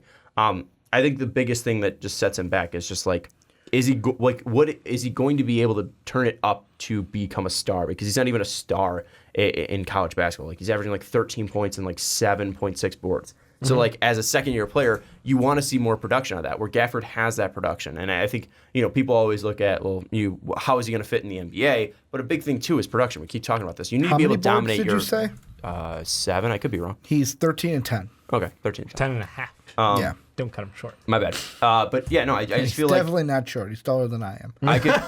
I could just feel that, I don't feel like he's always a dominant presence on the floor. And consistency is something that he does struggle with. So that'd be the one thing that I would say with Bruno Fernando. I mean, I like what he brings to the table. Like, he's a guy that can grab boards. He plays defense well. He's got a really long wingspan, which will help him at the 5. Like, to me, one of the only negatives is he might turn over the ball a little bit too much. Yeah, he's not great defensively either. But he's not terrible defensively. And no one if he was amazing defensively, he would be higher than where we have him. But if I do the same thing that you did, I would have Bol Bol as my first center, Jackson Hayes as my second one. Then I would have Bruno Fernandez and then Goga. Only because Jonte Porter, we haven't seen what he's going to be like yet. So we got to see that. And number 2, I'm still not sold on Jonte being a center. Right. He's a 4-5. He might be a 4 when he's on an NBA team. But I could see him playing small ball 5. Yeah, small ball 5, but mainly a 4 on a team. And that's where, like, Bruno, where we had him this time isn't where he's locked into. He could rise. Right. It's just what team, after we get out of the lottery, is going to take a dive on an early center rather than take one late in the first round. Right. The value of the centers definitely changed over the years, but when you look at those late teams, it's like the Thunder probably don't need a center. Yep. And Noel's going to get a payday probably and going to go somewhere else, so they do need a backup center, but I don't know if I would take a backup center, right there. I'd take someone with Jonte who has that tweener ability. Yep. Celtics could use a center. Goga's there above him for all of us on our boards. Blazers definitely don't need a center. Cavs don't really need a center. Pacers don't need a center. Sixers could use a backup center, but I think what has Joe been doing for you lately? I said backup. Nets don't really need one. Warriors are the team that kind of stands out to me. Like if he goes, I think the Warriors pick could be the one where he could go off in the first round, because giving them an elite rebounder and keeping those second possession chances alive, or second possession attempts alive, would be pretty big for them. So I could see him slipping back into the first round. I don't have him there on my mock right now, but I don't know that the value of a center is that high in today's NBA, especially one who can't stretch the floor out. Like that would make him truly unique, and then of course he'd be higher on the boards. All right, here's this one, and then we have one more. I'll just answer this one, then we'll go into the last one. The last one's about second round guys. So if you want to pick those out for when I come to you guys, let's do that. But this one's from Matt Gillis at guy sitting on the left. That is me. The names are in the description if you're ever trying to find the names. It's also at the start of the video. It's not about the shots. It's about the shots he's getting in the system that he's in. I believe he's talking about Cam Reddish. When you have two subpar shooters who are future stars on a team, and they're going to be the focal point, and the offense is going to be geared towards them because they're the better prospects, those shots he's getting aren't going to be better if they aren't in the spots he's best at. Not saying that he's a great prospect right now, but the argument is a little flawed. I've brought this part up, is the fact that Coach K is trying to win basketball games. That's what he's doing right now. He's not trying to showcase Cam Reddish as a star or anything like that. I understand that, and that's why he's still fifth. For a guy who has this bad of production in college, still being a top 5 pick is a saving grace. So if you're looking at this, like, again, Cam Reddish has potential, and that's all I'm saying. And yes, maybe he's not put into the best spots, but you want to see more from him. And I think that's the biggest thing is, like, even if that's not your game, if your game is not being a spot-up shooter, you still need to be able to show what you're doing. And it's not like he's getting bad shot attempts. Like, he's still getting open threes, and he's still not, like, an efficient shooter. And yes, maybe he's not great from the right elbow shooting threes. But and he hit a huge shot against Florida State. That was a game winner on the right elbow. He stepped up in a big moment, and he hit it. That's huge. But I think the biggest thing that I just look at that annoys me with Cam Reddish is, like, we've never seen games where he's been able to just be himself. Right. And even when you feel like you have that shot, like when Zion was out, he was still not able to be that guy that he should be. So I think the biggest thing that I have with Cam Reddish is the fact that although he is not in the best system, and that is a fair point to bring up, and it's fair to say my argument's flawed, I think the biggest thing you need to look at, though, is great players and great talents rise and they try to make themselves fit. And so far, Cam Reddish has not done that. Maybe it's a little bit too much for me to ask of a 19, 18-year-old, but I'm going to. Because, I mean, if you're going to be a top 5 pick, you need to be able to show and prove why you should be a top 5 pick. Because then what if he comes into the Atlanta Hawks and isn't able to be a spot-up shooter? Well, guess what? He's not going to be carrying the ball up the court. It's going to be Trae Young. So he's going to need to be able to turn into a spot-up shooter. Trae Young's going to bring up the ball pretty much about 80% of the time when, him and Cam Reddish are on the floor. So that's the biggest thing that I look at with Cam Reddish is you're going to be able to need to adapt in college and in the NBA, because in the NBA, when you're getting paid money to do a thing, you need to be able to produce. And if you're not going to be producing in college, you're going to need to be producing in the NBA, and the NBA is going to be tougher and harder for you to do so there. So I don't know. I just worry about his production. He also said, edit, you literally just got done about talking production with Cam, and Hayes literally hasn't shot a 3 and can't even average a double-double. While Hayes is not even a year younger than Cam either, and Hayes is their starting center too. We can clearly get a center that could be just as good, if not late better. Hayes isn't the lock yet. Y'all keep pushing. The question with that is, like, the production is he's still producing better. He's shooting 72% from the fucking floor. Cam's shooting like 2% from the floor. He's ass as hell. He was shooting to start the game, he was like 2 of 8 against North Dakota State University, the fierce Bisons, from North Dakota. So, like, yes, Cam isn't producing well, and the thing with Hayes is like, yes, he's a year younger, but he also plays a completely different position. He's not dependent on Trae Young getting the ball and shooting from the outside. The biggest thing that he needs to do is play defense, be able to switch. When Trae Young is being asked defensively, he needs to be able to come up and stop that. And he has shown that he has the quickness and the length and the ability to close out on shooters and block shots. So Jackson Hayes is not being looked on to be a second or third scorer for the Atlanta Hawks. He's going to be looked as a guy who can play defense next to John Collins, and he can do that. Cam Reddish needs to be able to step in and be the second guy they go to when Trae Young's not on. If he can't do that, he's going to be a bust.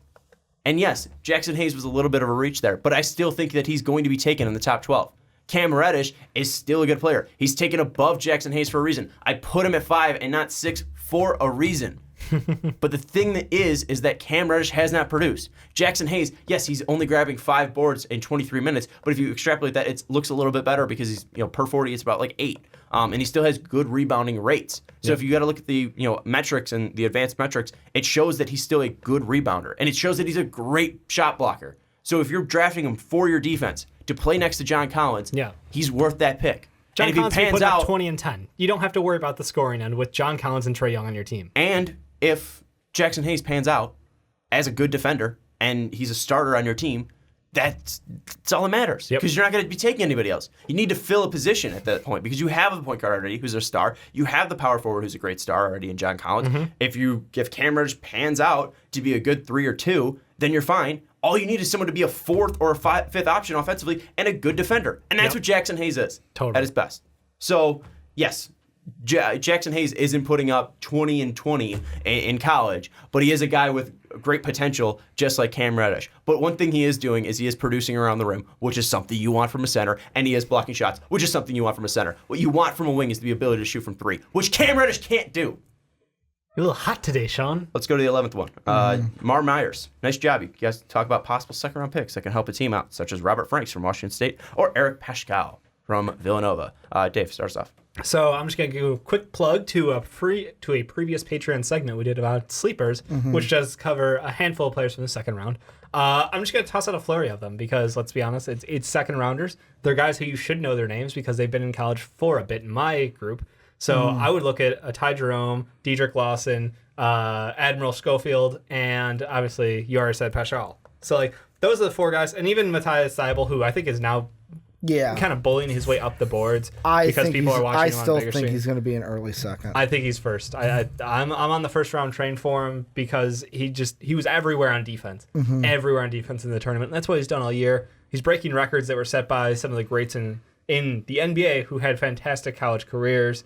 So, defensive monster there. But Ty Jerome, professional backup point guard. This guy can do it. He's a plug-and-play player, super smart player. Love him. Dedrick Lawson's a guy who transferred from Memphis to Kansas, was able to produce at the same level, if not better, added a 3-point shot. Not many attempts, but he has shown that he's a good free throw shooter. He's got a good shot. And I think that 3-point shot will continue on. Probably not 37% that he's at right now, but at the next level, probably will be respectable about 34, 35. Yeah, so. With me, I'll do the same thing with Dave. I'll give it kind of a little bit of a flurry. 2 that, one that could be a first rounder. I know that John, patron we had on today, is liking this guy, but Dedrick Lawson could be a early second. Just talked about him, yep. Could even come in at the first, but Marcus Howard's a guy in the second round. C.J. Massenberg from Buffalo is a guy that I like. Massenberg. The most intriguing one to me. I'll throw out Cassius Winston because you didn't throw out Cassius. Yeah, I always do. I think Cassius is going to be a second round prospect. An interesting one because he's only played 2 years at Houston and he's a senior. Corey Davis Jr. from the Houston Cougars is a guy who's averaging 16 points from the field, 16 points per game for them. Shoots 42% from 3 last year, 38 from 3 this year. He shoots 8 per game. There could be a team in the second round that goes, hey, you know what? We can take him, and if he can shoot threes at a good clip for us and score some points and maybe run a second unit for us, could be a steal for a team in the second round from a non-Power 5 school. But he's mainly a scorer for the Houston Cougars. The guys that I'm looking at, if we're looking at other he doesn't turn the ball over. Yeah, if we're looking at guys like, I think the biggest thing is that we've tried to do is, at least with like those late picks, is just put guys that we like in the first round, in the second round, into the first round, just so we can talk about them. Yep. So a lot of the guys I've already mentioned, like Matthias Thybulle is most likely going to be a second round pick, but I love him, and if you take him in the first round, I don't think you're wrong. Another guy are the two Tennessee Naz Reid could. Yeah, one of them is the Tennessee guys. I love Grant Williams. Naz Reid could be a second rounder, but if Naz Reid comes out and is the second rounder, take him at 31 because the guy's a goddamn offensive monster. But I think that, Gafford's one, too, clearly that we've mentioned, because he might fall the second round.